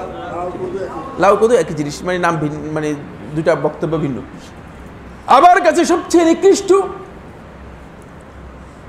ইদাম ছিল, তরকারি ছিল, যেটা আমি পছন্দ করতাম না, মানে রুচিগত কারণে পছন্দ করতেন না, মানে এটা যে হারাম এই জন্য নয়, রুচিগত কারণে পছন্দ করতেন না, যে আমার কাছে অপছন্দ হতো, আমি এটা সবচেয়ে ঘৃণিত ছিল। একদিন রাসূল সাল্লাল্লাহু আলাইহি ওয়াসাল্লামকে উম্মে সুলাইম রাদিয়াল্লাহু তাআলা আনহা দাওয়াত দিলেন। উম্মে সুলাইম রাদিয়াল্লাহু তাআলা আনহা দাওয়াত দেওয়ার পরে রাসূলুল্লাহ সাল্লাল্লাহু আলাইহি ওয়াসাল্লাম এর সামনে গোশত সহ কদু রান্না করে দেওয়া হলো, কিছু গোশ কিছু কদু। রাসূল সাল্লাল্লাহু আলাইহি ওয়াসাল্লাম, এটি সহিহ বুখারীর মধ্যে কিছু অংশ রয়েছে, আমি যেই নসটি বর্ণনা করতেছি এটি মুসনাদ আহমদের মধ্যে রয়েছে, সহিহ সনদে এসেছে। রাসূলুল্লাহ সাল্লাল্লাহু আলাইহি ওয়াসাল্লাম ওই যে কদুগুলো থেকে কিছু কিছু রাসূল সাল্লাল্লাহু আলাইহি ওয়াসাল্লাম বেছে বেছে কদুগুলো খেলেন। আমি দেখতে পেলাম আল্লাহ রাসূল সাল্লাল্লাহু আলাইহি ওয়াসাল্লাম কদুগুলো খাচ্ছেন। তোমাদেরকে আল্লাহর কসম দিয়ে বলছি, সেদিন থেকে সবচেয়ে পছন্দের খাবার আমার কাছে মনে হচ্ছে সেটা হচ্ছে এই লাউ, যেহেতু আমার নবী সাল্লাল্লাহু আলাইহি ওয়াসাল্লাম পছন্দ করেছেন। এটা সুন্নাহ, রাসূলের আনুগত্য এখানেই প্রমাণ করে, ভালোবাসা এখানেই আপনার। আপনি শুধুমাত্র মানে আমাদের একটা সুবিধা আছে, সেটা হচ্ছে আমরা দেশে আবিষ্কার করে নিয়েছি যে খাবারের পরে মিষ্টি খাওয়া, কারণ আলেমওয়ালারা নিজেদের সাইজ করার জন্য, আলেমরা রাগ করেন না আমার উপর, বলেন সাইফুল্লাহ আপনি আবার আমাদের বরবাদ করে দিচ্ছেন, মানে রাগ করেন না, নিজেদের সুবিধার জন্য। মাশাআল্লাহ, কোন সময় কোন কোন জিনিস খেলে মানে দাওয়াতে ভালো হবে, কোন জিনিস খাবারের পর আবার মিষ্টি, মানে রাসূল সাল্লাল্লাহু আলাইহি ওয়াসাল্লাম মিষ্টি পছন্দ করতেন, খাবারের পর একটু মিষ্টি দেন, জিলাপি টিলাপি ইত্যাদি, সুবিধার জন্য। কিন্তু সুন্নাতের ব্যাপারে যখন বলেন তখন আস্তে করে তিনি অস্বীকার করে যাচ্ছেন।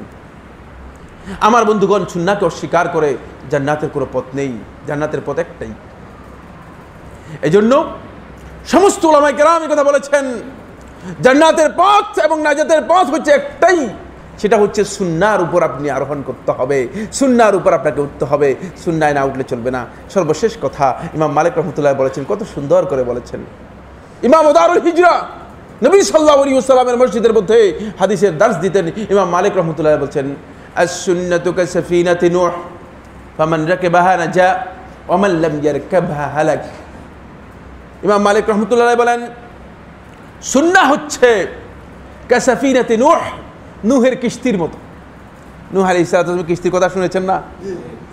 বলছেন ফামান রাকিবাহা নাজা, নূহের কিস্তির মধ্যে যারা উঠেছে তারাই কি করেছে? নাজাত, তারাই নাজাত পেয়েছে। অন্যদের কোন নাজাত ছিল কিনা? নূহের ছেলে কিস্তি যে উঠতে পারেনি, এই কিস্তিতে যে আরোহণ করতে পারেনি সে নাজাত পায়নি। যে সুন্নায় উঠতে পারবে না, সত্যি কথা হচ্ছে তিনি নাজাত পাওয়াটা দুষ্কর, কঠিন, অত্যন্ত কঠিন। ফামান লাম ইয়ারকাবহা হালাক, যে সুন্নায় উঠতে পারলো না সে ধ্বংস হয়ে গেল। কারণ এই পথ দিয়ে মূলত আপনাকে বাড়ি দিতে হবে। জান্নাতের গন্তব্যে যদি কোনো ব্যক্তি পৌঁছতে চায়, কোনো বন্ধু পৌঁছতে চায়, তাহলে অবশ্যই এই পথ দিয়ে আমাদেরকে অগ্রসর হতে হবে। বন্ধুগণ, একটি কথা আপনাদেরকে বলেই শেষ করব, সেটা হচ্ছে এই, আজকে সবচেয়ে বড় দুর্ভাগ্যের বিষয় হচ্ছে এই, আমরা নিজেরা আলেম উলামাদের কাছ থেকে কথা শোনার জন্য সুযোগ পাই, পুরুষরা সুযোগ পায়, কিন্তু আমাদের বোনদেরকে, মহিলাদেরকে আমরা মসজিদ থেকে দূরে সরিয়ে নিয়ে গেছি, ঠিক কিনা? আমাদের উলামায়ে কেরামের ইজতিহাদ ইখতিলাফ রয়েছে এই মাসআলার মধ্যে, কিন্তু কেউ তো ইখতিলাফ করেন নাই যে মহিলারা বাজারে যেতে পারবে কি পারবে না, এটা তো কোনোদিন নিষেধ করলেন না। মহিলারা সিনেমা হলে যেতে পারবে কি পারবে না, এটা তো কোনোদিন নিষেধ করলেন না। মহিলারা আজকে বাজারে চলে যাচ্ছে, সিনেমা হলে চলে যাচ্ছে, বাইরে চলে যাচ্ছে, সেটার কিছু বললেন না। শুধু আপনি মহিলাদেরকে মসজিদ থেকে দূরে সরানোর জন্য চেষ্টা করলেন, কারণটা কি? হেদায়েত থেকে মাহরুম করার জন্য, হেদায়েত থেকে মাহরুম করার জন্য। আমার বোনদেরকে এভাবে আপনারা ইসলাম থেকে দূরে সরিয়ে রাখার কারণটা কি? ফলে দেখা গিয়েছে যে মহিলাদের মাধ্যমে মূলত সন্তানরা সত্যিকার জন্ম থেকে হেদায়েত লাভ করতে পারবে, ঠিক না? জন্ম থেকে আল্লাহর কথা, রাসূলের কথা, রাসূলের ভালোবাসা মায়ের কোল থেকে শিখতে পারবে। সেই মায়ের কোল থেকে মূলত তারা ইসলামের কথা জানে না, তারা উল্টাপাল্টা আগডুম বাগডুম কি আছে, যেগুলো আমাদের বইয়ের মধ্যে আছে ফালতু কথা, যেগুলোর কোনো অর্থ নেই, যেগুলো ইসলামী চিন্তাধারার সাথে কোনো মিল নেই, যেগুলো ইসলামিক কালচারের সাথে কোনো মিল নেই, সেগুলো আজকে শেখানো হচ্ছে, ঠিক কিনা? এদেরকে আপনারা মাহরুম করে দিলেন, ঠিক না? আমার বন্ধুগণ, এই মুহূর্তে আমার মনে পড়েছে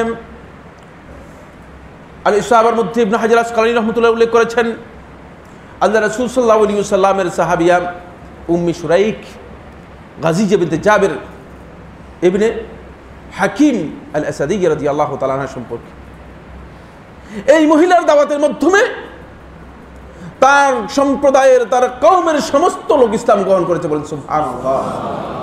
সুতরাং মহিলাদেরকে আপনারা এত দূরে সরিয়ে দিচ্ছেন কেন? তাদেরকে না দাওয়াতের জন্য সহযোগিতা করতে বলেছেন, না ইসলাম জানার জন্য সহযোগিতা করতে বলেছেন, বরং আমাদের অনেক বন্ধুগণ আন্দাজে না জেনে একথা বলেছে যে তাদেরকে মহিলাদের পড়ানোর দরকার নেই, পড়ালেখা জ্ঞান দেওয়ারই দরকার নেই। ওই যে আয়েশা রাদিয়াল্লাহু তাআলা আনহা, আল্লাহ রাসূল সাল্লাল্লাহু আলাইহি ওয়াসাল্লামের যারা বেশি হাদিস বর্ণনা করেছে তাদের মধ্যে আয়েশা রাদিয়াল্লাহু তাআলার স্থান কত নম্বর কে বলতে পারবেন? মাশাআল্লাহ, এখন তো আলেম আছে দেখা যাচ্ছে, মাশাআল্লাহ মাশাআল্লাহ সুবহানাল্লাহ। উরওয়া রাদিয়াল্লাহু তাআলা আনহু প্রশ্ন করলেন, ইয়া উম্মাতা, হে আয়েশা রাদিয়াল্লাহু তাআলা আমাদের মা, হাদিসের জ্ঞান রাসূল সাল্লাল্লাহু আলাইহি ওয়াসাল্লামের কাছ থেকে আপনি লাভ করতে পেরেছেন, এটা মুসনাদ আহমদের সহিহ হাদিস, আহমদ শাকির রহমতুল্লাহ এর তাহকিকের মধ্যে সহিহ বলেছেন, হে আমার মা, আল্লাহ রাসূল সাল্লাল্লাহু আলাইহি ওয়াসাল্লামের কাছ থেকে আপনি সুন্নাহর জ্ঞান নিয়েছেন, এজন্য আপনি সুন্নাহর ব্যাপারে এত বড় পণ্ডিত, কিন্তু মেডিকেল সায়েন্সের ব্যাপারে আপনি এত বড় পণ্ডিত হলেন কিভাবে? কিভাবে মেডিকেলের বিষয়ে এত তথ্য আমাদেরকে দিচ্ছেন? আমরা তো আশ্চর্য বোধ করছি, আপনি কোত্থেকে এগুলো জানলেন? বুঝতে পেরেছেন কিনা? আয়েশা রাদিয়াল্লাহু তাআলা সম্পর্কে বলছেন। তখন আয়েশা রাদিয়াল্লাহু তাআলা বললেন, শেষ বছরে যখন রাসূল সাল্লাল্লাহু আলাইহি ওয়াসাল্লাম অসুস্থ হয়ে পড়লেন, শেষ বছর রাসূলুল্লাহ সাল্লাল্লাহু আলাইহি ওয়াসাল্লাম একটু অসুস্থ ছিলেন, আপনারা জানেন অসুস্থ ছিলেন, এবং সর্বশেষ 4 দিন আগে সুস্থ হয়েছিলেন একটু। রাসূলুল্লাহ সাল্লাল্লাহু আলাইহি ওয়াসাল্লাম যখন অসুস্থ হয়ে পড়লেন, আরবের বিভিন্ন অঞ্চল থেকে বেদুইনরা যখন আসতো তখন তারা বিভিন্ন ওষুধের কথা বলতো, এই ওষুধ সেই ওষুধ, এই ওষুধ সেই ওষুধ, এই কাজের জন্য এই ওষুধ, এই কাজের জন্য এই ওষুধ। ঘরের মধ্যে থাকতেন কে? আয়েশা রাদিয়াল্লাহু তাআলা, যেহেতু তার ঘরের মধ্যে রাসূলুল্লাহ সাল্লাল্লাহু আলাইহি ওয়াসাল্লাম ছিলেন। আয়েশা রাদিয়াল্লাহু তাআলা শুনতেন, শুনে আয়েশা রাদিয়াল্লাহু তাআলা এই ওষুধের এই যে স্বাভাবিক জ্ঞানগুলো রয়েছে সেগুলো পর্যন্ত তার কাছে জানা হয়ে গিয়েছিল, সেগুলো তিনি বর্ণনা করেছেন। আর কেন আমাদের বোনদেরকে ইসলাম থেকে আমরা দূরে সরিয়ে নিয়েছি? তাদেরকে ইসলাম জানার জন্য সুযোগ করে দিন, তাহলে আমাদের এই উম্মার মধ্যে আপনি যদি সহযোগিতা না করতে পারেন তাহলে আপনার স্ত্রী সহযোগিতা করবে। তাহলে ইসলাম থেকে আমাদের সন্তান থেকে আমরা দূরে সরাতে দেব না, দূরে সরে যাবে না। কিন্তু আজকে ইসলাম থেকে দূরে সরে যাওয়ার কারণ হচ্ছে যে আমরা নিজেরা কিছু ইসলামের কথা বলি, তাও কেউ কেউ ইসলামকে আবার নির্ধারণ করে নিয়েছে, দাঁড়িয়ে দাঁড়িয়ে সাদা হলে তারপরে ইসলাম করবে, আগে কিছুদিন উল্টাপাল্টা একটু করে নিই। আল্লাহকে বুঝান না, কে আপনাকে এই শরৎ দিয়েছে, দাড়ির শরৎ? এই আল্লাহকে এইভাবে বুঝানোর কোনো সুযোগ নেই। আমার আল্লাহ সুবহানাহু ওয়া তাআলা তো আপনাকে দেখছেন, আপনার ইন্টেনশন দেখছে, আপনার ইন্টেনশনের উপর আপনাকে আল্লাহ সুবহানাহু ওয়া তাআলা আপনাকে সেই যাজা দেবেন, সেই শাস্তি দেবেন। সুতরাং এই চিন্তা করবেন না। আমরা সবাই আল্লাহ রাসূল সাল্লাল্লাহু আলাইহি ওয়াসাল্লামের সুন্নাহর যাতে অনুসারী হতে পারি, আল্লাহ রাব্বুল আলামিন আমাদের সবাইকে তৌফিক দান করবেন। সম্মানিত বন্ধুগণ, আমাদের এই আলোচনা আসলে দীর্ঘ আলোচনা, শুধু কয়েকটি পয়েন্টে আমি আপনাদের সাথে দৃষ্টি আকর্ষণ করলাম, আর অনেক দীর্ঘ বক্তব্য রয়েছে এই বিষয় সম্পর্কে। শুধু এতটুকু বলতে চাই, রাসূলুল্লাহ সাল্লাল্লাহু আলাইহি ওয়াসাল্লামের কোনো বিষয় যখন সুন্নাহ প্রমাণিত হবে তাহলে তার উপর ওয়াজিব হচ্ছে সুন্নাহ অনুসরণ করা।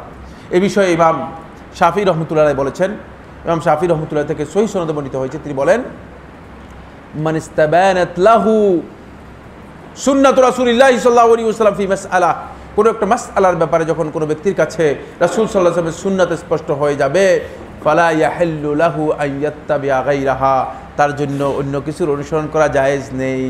এটি মুজমা আলাইহি মাসআলা, একেবারে ইজমা নকল করেছেন ইমাম শাফি রহমতুল্লাহ আলাইহি। সুতরাং আমরা একটু চিন্তা করি, আল্লাহ সুবহানাহু ওয়া তাআলা আমাদের সবাইকে চিন্তা করার তৌফিক দান করুন। হাযা ওয়া সাল্লাল্লাহু আলা নবিয়িনা মুহাম্মদ ওয়া আলা আলিহি ওয়া আসহাবিহি ওয়া সাল্লাম। আলহামদুলিল্লাহ, শাইখ অত্যন্ত সুন্দরভাবে ইত্তেবাউস সুন্নাহর উপরে আমাদেরকে গুরুত্বপূর্ণ আলোচনা করলেন। এই পর্যায়ে আমরা কয়েকটি প্রশ্নের উত্তর শুনবো, এর মাধ্যমে ইনশাআল্লাহ আমাদের আজকের প্রোগ্রাম শেষ হবে, এরপরে সালাতুল ইশা জামাত হবে ইনশাআল্লাহ। প্রথম আমরা যে বিষয়টি জানতে চাইব সেটি হলো, শাইখ দীর্ঘ অনেক বছর মদিনাতে অবস্থান করেছেন, মদিনায় পড়াশোনা করেছেন, ইসলামিক ইউনিভার্সিটি মদিনা মুনাওয়ারাতে। সেখানে তিনি অনার্স করেছেন, মাস্টার্স করেছেন, পিএইচডি করেছেন। তো আমাদের কাছে অনেকেই এই বিষয়ে জানতে চান যে মদিনার ওলামায়ে কেরামদের ব্যাপারে আমাদের দেশে এখন বিভিন্ন রকমের কথাবার্তা আমরা শুনি। বলা হয় যে মদিনার আলেমদের জ্ঞান নাই, কেউ কেউ বলে যে মদিনার আলেমরা কিছু জানে না, বাংলাদেশের আলেমেরাই সব জানে, বাংলাদেশের আলেমেরাই অনেক বড় বড় আলেম। তো শাইখ তো মদিনার অনেক ওলামায়ে কেরামদের সাথে শাইখের দেখা হয়েছে, তাদের থেকে পড়াশোনা করেছেন। মদিনার ওলামায়ে কেরামদের থেকেই আমরা মূলত যে সহি আকীদার কথা বলতেছি, আমরা তো এটা মদিনা থেকেই পেয়েছি। তো শাইখের কাছে প্রথমে জানতে চাইবো যে মদিনার যে ওলামায়ে কেরাম আছেন বর্তমানে, তাদের ইলমি অবস্থান কি, এটা একটু আমাদেরকে প্রথমে ধারণা দেন। শুকরান, জাযাকুমুল্লাহ খায়র। অত্যন্ত গুরুত্বপূর্ণ প্রশ্ন করেছেন। তো প্রথম যে কথাটি আমি আপনাদের সামনে বলবো সেটা হচ্ছে, আমরা অনেকেই জানি রাসূলুল্লাহ সাল্লাল্লাহু আলাইহি ওয়াসাল্লাম যেই শহরে হিজরত করেছেন, যেই শহরের নামকরণ মূলত রাসূলুল্লাহ সাল্লাল্লাহু আলাইহি ওয়াসাল্লাম হিজরতের মাধ্যমে হয়েছে, মদিনাতুর রাসূল, রাসূলের শহর। মদিনা মানে আপনারা এটা মনে করেন না যে মদিনার নাম, মদিনা শব্দ হচ্ছে শহর আরবিতে, এর নাম হচ্ছে মদিনাতুর রাসূল, রাসূলের শহর। রাসূল সাল্লাল্লাহু আলাইহি ওয়াসাল্লাম হিজরত করার পর এর মর্যাদা বৃদ্ধি পেয়েছে। এই শহরটি মূলত এর মর্যাদা রাসূলুল্লাহ সাল্লাল্লাহু আলাইহি ওয়াসাল্লাম এ বিষয়ের উপর অসংখ্য হাদিসের মধ্যে এর ফজিলতের কথা উল্লেখ করেছেন, একটি দুটি নয়। এটা আজকে রাত নয়, এই রাত সহ আগামী রাত সহ আলোচনা করলেও শেষ হবে না। এ বিষয়ে একটি কিতাব লেখা হয়েছে, ফাদাইলুল মদিনা আন-নববিয়্যাহ, অনেক বড়, প্রায় 800 পৃষ্ঠার কিতাব। মদিনা বিশ্ববিদ্যালয় বিষয়ে তাহকিক হয়েছে। যে হাদিসগুলোর মধ্যে রাসূলুল্লাহ সাল্লাল্লাহু আলাইহি ওয়াসাল্লাম মদিনার ফজিলতের কথা উল্লেখ করেছেন। আমি শুধু একটি হাদিস বলবো, যে হাদিসটি বুখারী রাহমাতুল্লাহ বলেছেন। রাসূলুল্লাহ সাল্লাল্লাহু আলাইহি ওয়াসাল্লাম ইরশাদ করেন, ইন্নাল ঈমানা লা ইয়ারজু ইলাল মাদিনাতি কামা তারজুল হাইয়াতু ইলা জুহরিহা। যে ঈমান এর যে দাওয়াত রয়েছে, দাওয়াত সারা পৃথিবীতে যখন বিচ্ছুরিত হবে, সারা পৃথিবীতে যখন প্রসার লাভ করবে, কিয়ামতের আগে আবার এটি সংকুচিত হতে থাকবে। সারা পৃথিবী থেকে সংকুচিত হতে হতে কিয়ামতের শেষ পর্যন্ত সর্বশেষ ঈমান বর্তমান থাকবে শুধুমাত্র মদিনাতে, আর কোথাও না। সাপের উদাহরণ দিয়েছেন রাসূল সাল্লাল্লাহু আলাইহি ওয়াসাল্লাম। সাপ যেমন গর্তের মধ্যে ফিরে আসে, ঠিক মদিনাতে আবার ফিরে আসবে। এই হাদিসের ব্যাখ্যার মধ্যে হাফেজ ইবনে বাত্তার রাহমাতুল্লাহ আলাইহি, হাফেজ ইবনে রজব রাহমাতুল্লাহ আলাইহি সবাই উল্লেখ করেছেন। রাসূলুল্লাহ সাল্লাল্লাহু আলাইহি ওয়াসাল্লাম এখানে ইঙ্গিত দিয়েছেন, ইসলামের যে সহি বক্তব্য, সহি ধারা, ঈমানের যে ধারা রাসূলুল্লাহ সাল্লাল্লাহু আলাইহি ওয়াসাল্লাম রেখে গেছেন, সেটা কিয়ামত পর্যন্ত অবিকৃতভাবে বর্তমান থাকবে মদিনাতে শুধু। এটি মদিনার সবচেয়ে বড় ফজিলতের বিষয়।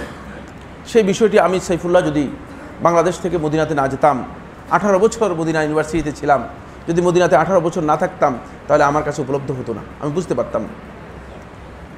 সেখানে আমরা যে সমস্ত আলেমদের সামনে আমরা বসেছি, যাদের সামনে আমরা শেয়ার করেছি, আলোচনা করেছি, যাদের দার্স নিয়েছি, এদের মধ্যে এত যুগশ্রেষ্ঠ আলেমরা রয়েছেন যে এর মধ্যে আমার এক উস্তাদ শেখ মোহাম্মদ মুখতার হাফিজাহুল্লাহ তাআলা, তিনি এই যুগের শ্রেষ্ঠ ফকিহ। এ কথা যদি এক বাক্যে বলা হয় তাহলে অতিরিক্ত হবে না, অতিরঞ্জন হবে না। এত বড় আলেম, কতগুলো মুতুন তার যে মুখস্থ আছে, যারা আলেম আছেন তারা বলতে পারেন মুতুন কাকে বলা হয়। কতগুলো মুতুন যে তার মুখস্থ আছে তিনিও বলতে পারবেন না। বুঝতে পেরেছেন কিনা? এত বিশাল জ্ঞানের অধিকারী এক একজন আলেমের সামনে আমাদের এখানকার আলেমদের প্রশ্নই আসলে তুলনা করা, এরা কিছুই না, এরা মিসকিন হয়ে যাবে। বরং মিসকিন নয়, এক সময় আমাদের এক বন্ধু বলছিলেন, তিনি, আপনি বাংলাদেশে খতিবে বাঙ্গাল নামে লকব দেওয়া হয়েছিল একজন আলেমকে, নাম বলবো না, আপনার হয়তো ভুল বুঝতে পারেন। তিনি যখন হজে গেলেন, তখন তিনি মদিনা ইউনিভার্সিটিতে গেলেন, ছাত্রদেরকে বললেন, বাবা আমি তো বাংলাদেশের খতিবে বাঙ্গাল, কিন্তু এখানে শুধু তরকারি বাজার থেকে তরকারি কিনতে পারতেছি না। তরকারি কেনার মতো যে আরবি বলা দরকার সেটাও বলতে পারতেছে না।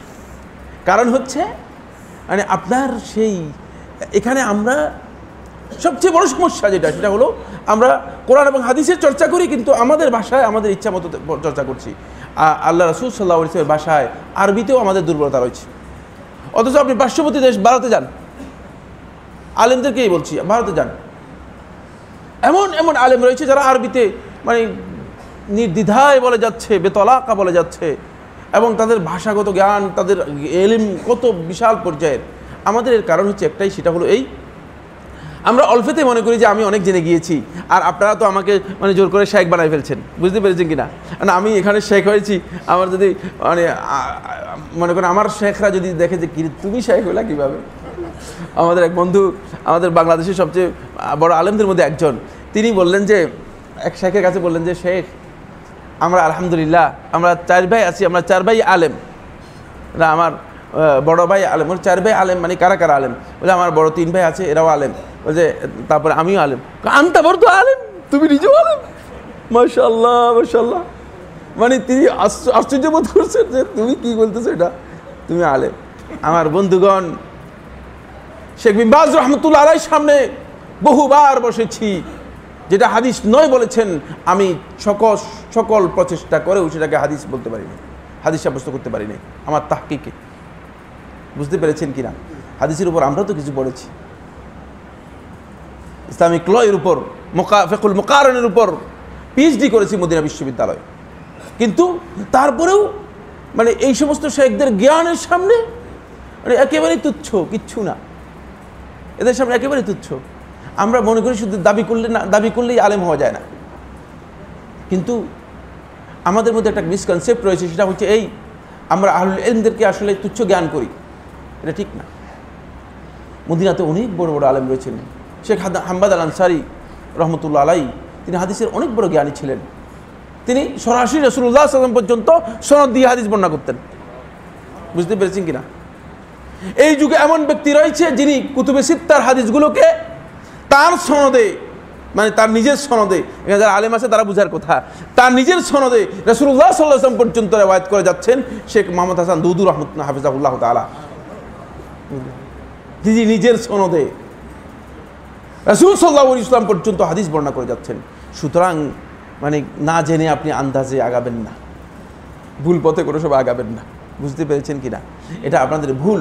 কিন্তু আলেমদের রয়েছে, এমন এমন আলেমদের মানে সামনে আমরা উপস্থিত হয়েছি, সত্যিকার অর্থে আমরা বুঝতে পেরেছি। আমরা বাংলাদেশে কিছু পড়ালেখা করে গিয়েছি, পড়ি নাই যেমন নয়, কিন্তু মানে এরপরে আমরা এখন আপনাদের মানে দেখতেছি, আমরা বিভিন্ন মাদারিস বিভিন্ন জায়গায় আমরা ঘুরে দেখেছি যে এর মধ্যে 2 জন লোক পাওয়া যায় না যারা ভালো করে আরবি বুঝে, এলেম তো দূরের কথা। বুঝতে পেরেছেন কিনা? এই জন্য আমরা আফসোস করছি যে আমাদেরকে এলমের চর্চা করতে হবে সবাইকে। আমি একজন তালেবে ইলম, সবাই তালেবে ইলম, এখানে নিজেকে আলেম দাবি করার কোনো দরকার নেই। সবাই সিকার অফ নলেজ, জ্ঞান অর্জন করার জন্য চেষ্টা করব, চেষ্টা করে যাওয়াই হচ্ছে আমাদের মূল কাজ। আল্লাহ তাআলা আমাদের সবাইকে তৌফিক দান করুন। আলহামদুলিল্লাহ, আমাদের প্রশ্ন তো অনেক, আমরা একটু সংক্ষেপেই আলোচনা করব ইনশাআল্লাহ। মামুন সিদ্দিকী ভাই তিনি কয়েকটি প্রশ্ন করেছেন।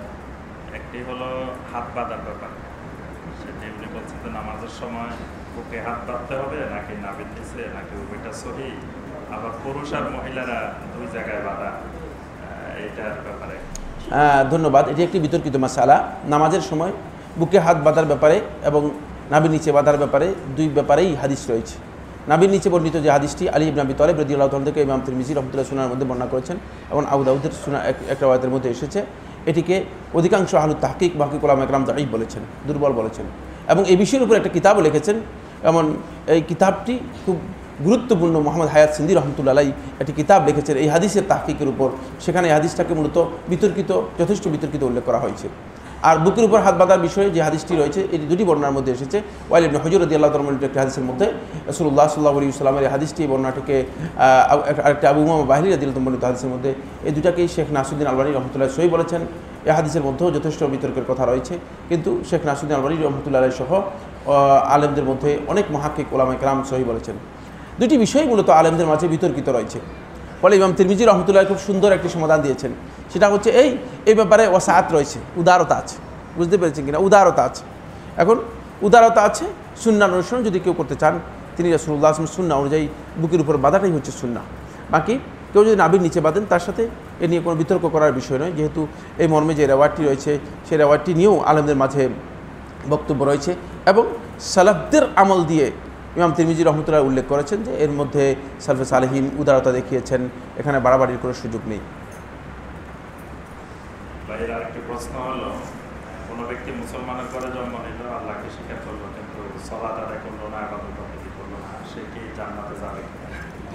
সুন্দর প্রশ্ন করেছেন। যে ব্যক্তি মুসলমানের ঘরে জন্ম করলো, সালাতও আদায় করলো না, কিছুই আদায় করলো না, সে আল্লাহকে স্বীকার করলো কিভাবে? আল্লাহকে স্বীকার করেনি, সে আল্লাহকে স্বীকার করেনি। সত্যিকার অর্থে আল্লাহ রাব্বুল আলামিনকে স্বীকার করলে আল্লাহ সুবহানাহু ওয়া তাআলার এই বিধানকে মেনে নিত, আল্লাহ রাব্বুল আলামিনকে সত্যিকার স্বীকার করেনি। ফলে সালাত ত্যাগকারী ব্যক্তি মূলত তার কোনো আমল যদি সালাত ত্যাগ করে থাকে তার কোনো ইবাদত কিছুই গ্রহণযোগ্য হবে না। এবং রাসূলুল্লাহ সাল্লাল্লাহু আলাইহি ওয়াসাল্লাম যেটা বলেছেন, আল হাদুল্লাযী বাইনানা ওয়া বাইনাহুম তারকুস সালাহ, আমাদের মাঝে আর মুশরিকদের মাঝে কাফেরদের মাঝে যে পার্থক্য সেটা হচ্ছে তারকুস সালাহ, সালাত ত্যাগ করা। যদি কেউ এই সালাত ত্যাগ করে থাকেন তিনি তাহলে এই গণ্ডির মধ্যে পড়ে যাবেন। আরেকটি প্রশ্ন, এখানে অনেকগুলো প্রশ্ন আসছে এই বিষয়টির উপরে, এটি একটু আমাদেরকে বিস্তারিত সেটি হলো মাযহাব বিষয়, ফিকহি মাযহাব। এটা বিভিন্নভাবে আসছে, আমি সবগুলোতে দেখছি প্রায় 10-12টা প্রশ্ন আসছে যে কোনো সুনির্দিষ্ট মাযহাব অনুসরণ করা ফরজ কিনা, অথবা সহিহ হাদিস অনুযায়ী চললে আমি যদি মাযহাবের দুই একটা বিষয় ব্যতিক্রম করি কোনো অসুবিধা আছে? এই বিষয়গুলো বিভিন্নভাবে আসছে। হ্যাঁ, মাযহাবের বিষয়ে অনেকগুলো প্রশ্ন আপনারা করেছেন, প্রশ্ন করতেই পারেন। মাযহাব নিয়ে একটু ইদানিং খুব বেশি নাড়াছড়া হচ্ছে এবং লোকেরা মানে কিছু কথাবার্তা বলছেন। তো মাযহাব মূলত এটা হচ্ছে অপিনিয়ন, অভিমত। আমার অভিমত, আপনার অভিমত, এই অভিমতকে মাযহাব বলা হয় তাকে। মাযহাবটা এটা দিন নয়, খেয়াল রাখবেন। মাযহাবকে দিন হিসেবে যদি কেউ বুঝে থাকেন তিনি ভুল বুঝেছেন। মাযহাব দিন নয়, দিন হচ্ছে ইসলাম, মাযহাবটা হচ্ছে অপিনিয়ন।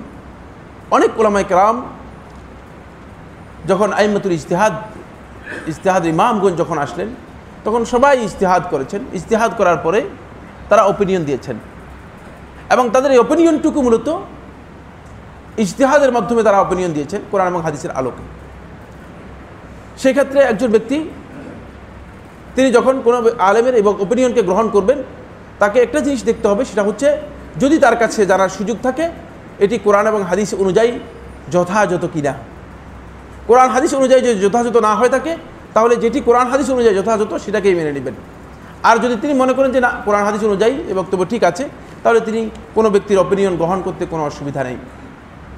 এটি শরীয়তের কোনো বিধানের মধ্যে আসবে না, কারণ শরীয়ত পরিপূর্ণ হয়ে যাওয়ার পর শরীয়তের মডেল আমি বলে দিয়েছি। মডেল তো ওই দিন, আল ইয়াউমা, আজকের দিনে। কথা কি বুঝছেন কিনা? এই দিনের মডেল দেওয়া হয়েছে। এই জন্য ইমাম মালিক রহমতুল্লাহ বলেছেন, মা লাম ইয়াকুন মিনাদ-দীন আল ইয়াউম, ওই সেই দিন যেটি দিনের মধ্যে ছিল না, লা ইয়াকুনু মিনাদ-দীন আবাদান, সেটি কোনো দিন দিনের মধ্যে আর হবে না। দিনের মধ্যে সেটাকে আর কেউ অন্তর্ভুক্ত করতে পারবে না। দিনকে তো রাসূলুল্লাহ সাল্লাল্লাহু আলাইহি ওয়াসাল্লাম স্পষ্ট করেছেন, আল ইয়াউমা আকমালতু লাকুম দীনাকুম, আজকের এই দিনে তোমাদের দিনকে পরিপূর্ণ করেছি। সুতরাং দিন পরিপূর্ণ হওয়ার পরে ফরজ, ওয়াজিব, নফল, সুন্নাত কারো বক্তব্যের মাধ্যমে সাব্যস্ত হওয়ার কোনো সুযোগ। কে ফরজ করেছে, কত সালে ফরজ করেছে, এসব প্রশ্নের কোনো উত্তর নেই, ফালতু কথা। এটি ফরজ, ওয়াজিব, সুন্নাত, নফল কিচ্ছু না। এটি কোনো ব্যক্তির ইচ্ছাধীন বিষয়, তিনি অনুসরণ করতে পারেন। আর তিনি অনুসরণ করার ক্ষেত্রে যদি দুই একটা সহিহ হাদিসের আমল করেন তাহলে তিনি মাযহাব থেকে বের হয়ে যাবেন না, ভুল কথা। মাযহাবের ইমামগণ স্পষ্ট করেছেন। ইবনে আবিদিন রহমতুল্লাহ, আপনি ফতোয়ার মধ্যে দেখেন, ফতোয়া শামির মধ্যে দেখেন, ইবনে আবিদিন রহমতুল্লাহ ফতোয়া শামির মধ্যে বিষয়টি উল্লেখ করেছেন, স্পষ্ট করে উল্লেখ করেছেন। কোনো মাসআলার মধ্যে যদি আপনি কোনো ব্যাপারে আপনার কোরআন এবং হাদিসের কোনো বক্তব্য মনে হয় যে এটি মানে মনোভূত হয়, সেটা আপনি গ্রহণ করতে পারেন, কোনো অসুবিধা নেই। আরেকটি কথা, সেটা হচ্ছে এই যেটা রাসূল সাল্লাল্লাহু আলাইহি ওয়াসাল্লাম ফরজ করলেন না, সাহাবীদের ফরজ করার কোনো মানে বিষয় নাই, তারপরে সাহাবীরা কেউ ফরজ করলেন না, যেটা তাবিঈরা ফরজ করলেন না, তাহলে কি আপনি বলেন ইমাম হানিফা রহমতুল্লাহ ফরজ করেছেন? ইমাম রহমতুল্লাহ কি বলেছেন বলবো? আমাদের সময় নেই, এই জন্য একটা বিষয় আলোচনা সারা রাত করার বিষয়, বুঝতে পেরেছেন কিনা? আপনারা যে প্রশ্ন করেছেন প্রত্যেকটা প্রশ্নের উত্তর সারা রাতের প্রশ্নের উত্তর। ইমাম আবু হানিফা রহমতুল্লাহ বলেছেন, হারামুন আলা মান লাম ইয়ারিফ দালিলি আন ইফতিয়া বিকাউলি, হারাম ওই ব্যক্তির উপর, মান লাম ইয়ারিফ দালিলি, যে আমার দলিল জানে না, আন ইফতিয়া বিকাউলি, সে আমার বক্তব্য দিয়ে ফতোয়া দিবে। হারাম করে দিয়ে গেছেন। সুতরাং আপনি ফরজ করতেছেন কোন জিনিসকে? যেটা ইমাম রহমতুল্লাহ আলাইহি হারাম করে দিয়েছেন সেটাকে। এরপর তিনি আরও স্পষ্ট করেছেন, কারণ হতে পারে ভুল বিভ্রান্তি আসতে পারে। ইবনে আবেদিন তার হাসিয়ার মধ্যে উল্লেখ করেছেন, প্রথম খণ্ডের 68 নম্বর পৃষ্ঠায়, প্রথম খণ্ডের 68 নম্বর পৃষ্ঠার মধ্যে স্পষ্ট করে উল্লেখ করেছেন। তিনি বলেছেন, ইজা সাহাল হাদিসু ফাহুয়া মাযহাবি, যখন সহিহ হাদিস পাওয়া যাবে সেটা আমার মাযহাব। আল্লাহ আউলাইল ইমাম, এই ইমামরা, ইমাম আবু হানিফা রাহমাতুল্লাহ, ইমাম শাফি, ইমাম মালিক, ইমাম আহমদ, এরা আমাদের মাথার উপর, এদেরকে সম্মান করি আমরা। এরা কেউ ভুল করে যাননি, আমরা নিজেদের ভুল নিজেরা করতেছি, কারণ আমরা নিজেরা ফরজ তৈরি করি। তো 130 ফরজের প্রথম 4 ফরজ কি কি, প্রথম 8 ফরজ কি কি বলেন তো, কে বলতে পারবেন? 4 মাযহাব, 4 কুরসি, এগুলো ফরজ করলো কে? ফরজ তো আমরা নিজেরা তৈরি করি। আমরা নিজেদের তৈরি করা ফরজের কারণে আমাদের ক্ষতিগ্রস্ত হচ্ছি, বুঝতে পেরেছেন কিনা? আল্লাহ এবং তার রাসূলের তৈরি করা ফরজ না, ইমামদের দেখানো পথ না, এটা মূলত আমাদের প্রবৃত্তির পথ। ইমামদের উপর মিথ্যাচার করছি আমরা, এটা ঠিক না। বরং সত্য কথা হচ্ছে এই, আপনারা যদি কেউ মাযহাবের কোরআন এবং হাদিসের আলোকে অনুসরণ করতে চান করতে পারেন, কিন্তু কোনো আলেমকে আপনারা হেয় করবেন না, তুচ্ছ করবেন না, গালিগালাজ করবেন না, খবরদার, তাহলে ক্ষতিগ্রস্ত হবে। কারণ ইমামদের মর্যাদা ক্ষুণ্ণ করার কোনো সুযোগ নেই। শেখুল ইসলাম ইবনে তাইমিয়া রাহমাতুল্লাহ আলাইহি যারা আলেম আছেন তাদেরকে বলছি, 18 নম্বর খণ্ডের মধ্যে দেখেন, মাজমু ফাতাওয়ার 18 নম্বর খণ্ডের মধ্যে তিনি এই বিষয়ে বিস্তারিত আলোচনা করেছেন যে এই উম্মাতের সমস্ত লোকেরা তাদের ব্যাপারে সাক্ষ্য দিয়েছে, তাদের সত্যায়তা করে, মানে সত্যায়ন করেছে তাদের বিষয়গুলো নিয়ে, তাদের আদালতের বিষয়ে, তাদের ইজতিহাদের বিষয়ে। সুতরাং এটাকে তুচ্ছ জ্ঞান করার কোনো সুযোগ নেই। যারা তুচ্ছ জ্ঞান করছেন তারা না জেনে করছেন, আন্দাজে করছেন, এলেম না থাকার কারণে করছেন। প্রশ্ন হলো, চলবে না মাথায় টুপি ব্যবহার করা, এবং এটি আমাকে এর আগেও কয়েকজন জানতে চাইছেন। আপনি একটি টিভিতে একটা উত্তরে টুপির ব্যাপারে বলছিলেন, তো এই বিষয়টা একটু পরিষ্কার করা। রাসূলুল্লাহ সাল্লাল্লাহু আলাইহি ওয়াসাল্লামের কাজগুলো ইমাম শাতিবী রহমতুল্লাহ আলাইহি মুওয়াফাকাতের মধ্যে উল্লেখ করেছেন। রাসূলুল্লাহ সাল্লাল্লাহু কাজগুলো 13 প্রকার। এবার বুঝতে পারছেন তো, যদি আমি এটা আলোচনা করি তাহলে আজকে আর শেষ হলো না। তোর মধ্যে এক সংক্ষেপে বলতে পারবো না, সংক্ষিপ্ত বিষয় বুঝবেন না, বুঝতে পেরেছেন কিনা? এগুলো এত কঠিন, এগুলো সাবজেক্টিভ বিষয়, এগুলো মানে আন্দাজ অনুমানের আলোচনা নয়, বুঝতে পেরেছেন? তোর মধ্যে একটি বিষয় হচ্ছে, যেই সমস্ত কাজগুলো রাসূলুল্লাহ সাল্লাল্লাহু আলাইহি ওয়াসাল্লাম প্রকৃতিগতভাবে করেছেন, রাসূলুল্লাহ সাল্লাল্লাহু আলাইহি ওয়াসাল্লাম ইবাদত হিসেবে করেন নাই, প্রকৃতিগতভাবে করেছেন, যে সমস্ত কাজগুলো রয়েছে তার মধ্যে পোশাক পরিচ্ছেদ অন্তর্ভুক্ত। রাসূল সাল্লাল্লাহু আলাইহি ওয়াসাল্লাম নিজে কোনো সময় জামা কাপড় সেলাই করেন নাই, কোনো হাদিস দ্বারা সাব্যস্ত হয় নাই। জামা কাপড় বিভিন্ন জায়গা থেকে সেলাই করে আসা হতো, রাসূলুল্লাহ সাল্লাল্লাহু আলাইহি ওয়াসাল্লাম সেলাই করা পরেছেন, বুঝতে পেরেছেন কিনা? রাসূলুল্লাহ সাল্লাল্লাহু আলাইহি ওয়াসাল্লাম নিজে টুপি তৈরি করেন নাই কখনো। রাসূলুল্লাহ সাল্লাল্লাহু আলাইহি ওয়াসাল্লাম সেই হাদিস দ্বারা সাব্যস্ত হয়েছে, রাসূল সাল্লাল্লাহু আলাইহি ওয়াসাল্লাম বুর্নুস পরেছেন। বুর্নুস হচ্ছে এক প্রকারের টুপি, যেটি মানে গাউন সহ মাথার উপরে লম্বা করে দেওয়া হয়। এটা আমাদের বাংলাদেশে নেই, বাংলাদেশে এর কোনো আকার নেই। রাসূলুল্লাহ সাল্লাল্লাহু আলাইহি ওয়াসাল্লাম আমরা যে টুপি পরে থাকি, এই ধরনের কোনো টুপি পরেছেন কিনা রাসূলুল্লাহ সাল্লাল্লাহু আলাইহি ওয়াসাল্লামের সুন্নাহর কোনো বইয়ের মধ্যে নেই, কোনো হাদিসের কোনো সহিহ কিতাবের মধ্যে নেই। একটি হাদিস ইমাম তিরমিজি রাহমাতুল্লাহ তাআলা সুনানের মধ্যে বর্ণনা করেছেন আবু কাবশা আন-নামিরি থেকে, আবু কাবশা নুমাইরি থেকে, নামিরি নয় নুমাইরি, আবার শুদ্ধ করে নিচ্ছি, আবু কাবশা নুমাইরি থেকে এই হাদিসটি বর্ণনা করেছেন ইমাম তিরমিজি রাহমাতুল্লাহ আলাইহি। এটা শুধুমাত্র রাসূল সাল্লাল্লাহু আলাইহি ওয়াসাল্লামের সাহাবীদের টুপির কথা ইঙ্গিত করা হচ্ছে। কানা কিমামু আসহাবি রাসূলিল্লাহি সাল্লাল্লাহু আলাইহি ওয়াসাল্লাম বুতহা, রাসূল সাল্লাল্লাহু আলাইহি ওয়াসাল্লামের সাহাবীদের টুপির কথা উল্লেখ করছেন যে তাদের মাথার মধ্যে তারা যে টুপি দিতেন এই টুপিগুলো বোথা ছিল। বোথা এর ব্যাখ্যা কি, এটা নিয়ে বিতর্ক হয়েছে। কেউ কেউ বলছেন বোথা হচ্ছে মাথার সাথে লেগে থাকতো, আর কেউ বলছে মাথার সে অনেক বড় হতো। তাহলে বোঝা গেল যে এটার ব্যাখ্যাও জানা নেই, বুঝতে পেরেছেন কিনা? এরপরে ইমাম তিরমিজি রাহমাতুল্লাহ আলাইহি নিজে বর্ণনা করে বলতেছেন এই হাদিসটা যে মানে এটা হাদিস নয়, রাসূল সাল্লাল্লাহু আলাইহি ওয়াসাল্লাম থেকে বর্ণনা করে নাই, এটা হচ্ছে মওকুফ বর্ণনা। এই মওকুফ বর্ণনাটি করলাম হাযা মুনকারুন, এটি মুনকার, গর্হিত, নিজেই বলে দিয়েছেন গর্হিত। এই রাওয়ায়াত মূলত রাসূল সাল্লাল্লাহু আলাইহি ওয়াসাল্লাম থেকে সহিহ সনদে একটাও আসেনি। কিন্তু যুগ যুগ ধরে সালফে সালেহিন, এটা আজকে এই মাসালা আজকেও দেখতেছিলাম আমি, এই মাসালার উপর আজকে অন্তপক্ষে 50টি কিতাব পড়েছি, একটি দুটি না। কেন পড়ছি তাও জানি না, মানে আসতেছিলাম সময়টা কাজে লাগানোর জন্য পড়তেছিলাম, বুঝতে পেরেছেন কিনা? তার মধ্যে মানে এই মাসআলার উপর এটা দেখতে পেলাম যে মূলত সালফে সালেহিনদের মধ্যে সাহাবীরা যেটা পছন্দ করতেন সেটা হচ্ছে সাহাবীরা মাথা ঢেকে রাখা, মাথার মধ্যে টুপি, মাথার মধ্যে পাগড়ি বা দেয়া ইত্যাদিকে পছন্দ করতেন। রাসূলুল্লাহ সাল্লাল্লাহু আলাইহি ওয়াসাল্লাম পাগড়ি ব্যবহার করেছেন, সহিহ হাদিস দ্বারা সাব্যস্ত হয়েছে। কিন্তু পাগড়ি ছাড়া শুধু টুপি ব্যবহার করেছেন, কোনো হাদিস দ্বারা প্রমাণিত হয়নি। কেউ যদি পাগড়ি ব্যবহার করেন তাহলে তিনি পাগড়ি ব্যবহার করতে পারেন। সেই পাগড়ির ব্যাপারে উমদাতুল কারির মধ্যে উমদাতুল কারির মধ্যে স্পষ্ট করে উল্লেখ করা হয়েছে আল ইমামাতু মিন তিজানিল আরব, ইমামা মানে পাগড়ি, মিন তিজানিল আরব মানে আরবদের একটা টুপির মধ্যে অন্তর্ভুক্ত। এই যে আরবদের টুপির মধ্যে অন্তর্ভুক্ত হওয়ার কারণে এটাকে তারা আদাতের মধ্যে অন্তর্ভুক্ত করেছেন। আপনারা যারা মাদ্রাসায় পড়েছেন বলতে পারবেন, নুরুল আনোয়ার দেখেন, নুরুল আনোয়ার মধ্যে এগুলোকে উল্লেখ করা হয়েছে, মানে সুনানুজ জাওয়ায়েদের মধ্যে উল্লেখ করে তার মধ্যে উদাহরণ দেওয়া হয়েছে রাসূল সাল্লাল্লাহু আলাইহি ওয়াসাল্লামের পোশাক পরিচ্ছদ, এগুলো আমরা আদাতের মধ্যে মনে করে থাকি। এই আদাতগুলো যদি কেউ রাসূলুল্লাহ সাল্লাল্লাহু আলাইহি ওয়াসাল্লামের আনুগত্য অনুসরণ করার জন্য করে তাহলে সওয়াব পাবে। বুঝতে পেরেছেন কিনা? সওয়াবটা হবে তাআসসিয়ান বিরাসূল সাল্লাল্লাহু আলাইহি ওয়াসাল্লাম, রাসূলের আনুগত্যের কারণে, ওই বস্তুর কারণে নয়। কারণ বস্তু রাসূল সাল্লাল্লাহু আলাইহি ওয়াসাল্লাম নির্দিষ্ট করে দেন নাই। বুঝতে পেরেছেন বস্তুকে? কারণ পোশাক যদি রাসূল সাল্লাল্লাহু আলাইহি ওয়াসাল্লাম নির্দিষ্ট করে দিতেন, যদি বাঙালিদের জন্য পাঞ্জাবি করে দিতেন, তাহলে বাঙালিরা রাগ হয়ে বলতে যে পাঞ্জাবের পোশাক পরবো না, মানবো না, ঠিক একটা বিদ্রোহ তৈরি হতো। আর যদি আরবদের জন্য অনারবদের পোশাক করে দিতেন, আরবরা বলতো অনারবদের পোশাক পরবো না। রাসূল সাল্লাল্লাহু আলাইহি ওয়াসাল্লাম ইসলামটা কিয়ামত পর্যন্ত আগত মানুষের সাথে যাতে সামঞ্জস্যপূর্ণ হতে পারে। বুঝতে পেরেছেন কিনা? এই জন্য ইসলামকে সকল প্রকার আঞ্চলিকতা থেকে, সকল প্রকার সংকীর্ণতা থেকে বিচ্ছিন্ন করে ইসলামকে ওয়াইড করেছেন, প্রশস্ত করেছেন। এর জন্য কোড দিয়েছেন, সিস্টেম দিয়েছেন।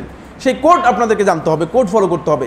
কিন্তু রাসূল সাল্লাল্লাহু আলাইহি ওয়াসাল্লামের মানে টুপি পরার বিষয়টি নিয়ে যে বক্তব্যগুলো এসেছে সেগুলো একটার মাধ্যমে সুন্নাহ হাদিস সাব্যস্ত হয়নি। এটি যদি কেউ পড়েন তিনি এমনি আদাত হিসেবে গ্রহণ করতে পারেন। আমরা যেমন ওলামায়ে কেরামরা এই দেশের মানে পছন্দ করেছেন আলেমরা টুপি পরেন, বরং এই বিষয়ে মানে শেখ মোহাম্মদ সাইবিন রহমতুল্লাহ শরীফুল মুমতের মধ্যে আজকে দেখেছি, তিনি বলেছেন যে যদি কোনো সমাজের মধ্যে টুপি প্রচলন না থাকে তাহলে সেখানে যদি কেউ টুপি পরে মানে ঘুরে তাহলে তার এটা গুনাহ হওয়ার সম্ভাবনা রয়েছে। কারণ এটা লেবাসুস শুহরা হয়ে যেতে পারে, লোকদেরকে বোঝানোর জন্য। যেমন আপনি দেখবেন একদল লোককে দেখা যায় মানে তারা মানে বিভিন্ন ধরনের পোশাক মানে অন্যরকম, রাস্তা দিয়ে গেলে সবাই তাকিয়ে রয়েছে, মানে লোকটাকে আরে এটা কি, নিজেকে একটু জাহির করার জন্য জাহিরি পোশাক, এটাকে লেবাসুস শুহরা বলা হয় না। রাসূলুল্লাহ সাল্লাল্লাহু আলাইহি ওয়াসাল্লাম হারাম করেছেন। খেয়াল রাখতে হবে, বুঝতে পেরেছেন কিনা? যেটা হারাম করেছে সেটা পরে আমাদের সুযোগ নেই। কিন্তু কেউ যদি আলেমদের এই মানে এইভাবে তরিকা যেটা আছে সেটা অনুযায়ী আমল করে থাকেন তিনি করতে পারেন। আল্লাহ রাব্বুল আলামিন আমাদেরকে বুঝার তৌফিক দান করুন। ওয়া আখিরু দাওয়ানা আলহামদুলিল্লাহি রাব্বিল আলামিন। আর আজকের প্রশ্ন দিয়ে লাভ নেই, রাত অনেক বেশি হয়ে গেছে, আপনাদের অনেক কষ্ট হচ্ছে, ঠিক না? ইনশাআল্লাহ তাআলা আমরা ওইটা দিন আপনাদেরকে সময় দিব। আমি আপনাদের অবগতির জন্য বলছি যে সকাল 7টা থেকে এখন পর্যন্ত আমি এভাবেই আছি, প্রোগ্রাম মানে চলতেই আছে। এজন্য আসলে মানে আর বেশি কি ইমামের পিছনে সূরা ফাতিহা আপনারা পড়তে পারেন, কোনো অসুবিধা নেই। দুনিয়ার কোনো আলেম বলেন নাই যে ইমামের পিছনে সূরা ফাতিহা পড়া হারাম। ইখতিলাফ হয়েছে ইমামের পিছনে সূরা ফাতিহা পড়তে হবে কি হবে না এই মাসালা নিয়ে, কিন্তু কেউ বলেন নাই যে ইমামের পিছনে সূরা ফাতিহা পড়া হারাম। আমার জানা নেই, ইমাম আবু হানিফা রাহমাতুল্লাহ আলাইহি বলেন নাই, কোনো ইমাম বলেন নাই। সুতরাং এটা আপনাদের খেয়াল রাখতে হবে যে ইমামের পিছনে সূরা ফাতিহা আপনারা পড়তে পারেন, যেহেতু রাসূলুল্লাহ সাল্লাল্লাহু আলাইহি ওয়াসাল্লাম হাদিস দ্বারা সাব্যস্ত হয়েছে। আল্লাহু আ'লাম ওয়া সাল্লাল্লাহু আলা নবিয়িনা মুহাম্মদ। রাসূল সাল্লাল্লাহু আলাইহি ওয়াসাল্লাম হাদিসের মধ্যে বলেছেন, সুনান তিরমিজির হাদিসের মধ্যে রয়েছে যে মজলিসের মধ্যে এই দোয়া পড়ে উঠবে, আল্লাহ রাব্বুল আলামিন ওই মজলিসে যত গুনাহ আছে সবগুলো কাফফারা করে দিবেন। মানে সুবহানাল্লাহ, আমার সাথে বলেন সুবহানাকা আল্লাহুম্মা ওয়া বিহামদিকা আশহাদু আল্লা ইলাহা ইল্লা আনতা আস্তাগফিরুকা ওয়া আতুবু ইলাইক। এটা আপনাদেরকে তালকিন দিই নেই, জাস্ট আপনাদের জানা নেই, এই জন্য পরে আবার মনে করেন সাইফুল্লাহ ভাই মনে এখানে মুরিদ বানানোর জন্য আসছেন। আলহামদুলিল্লাহ, আমরা শাইখের জন্য দোয়া করি, আল্লাহ শাইখের আলেমকে আরো বৃদ্ধি করে দিন। আল্লাহ তার হায়াতের মধ্যে বরকত দান করুন। আমরা যেন আরো এই জাতি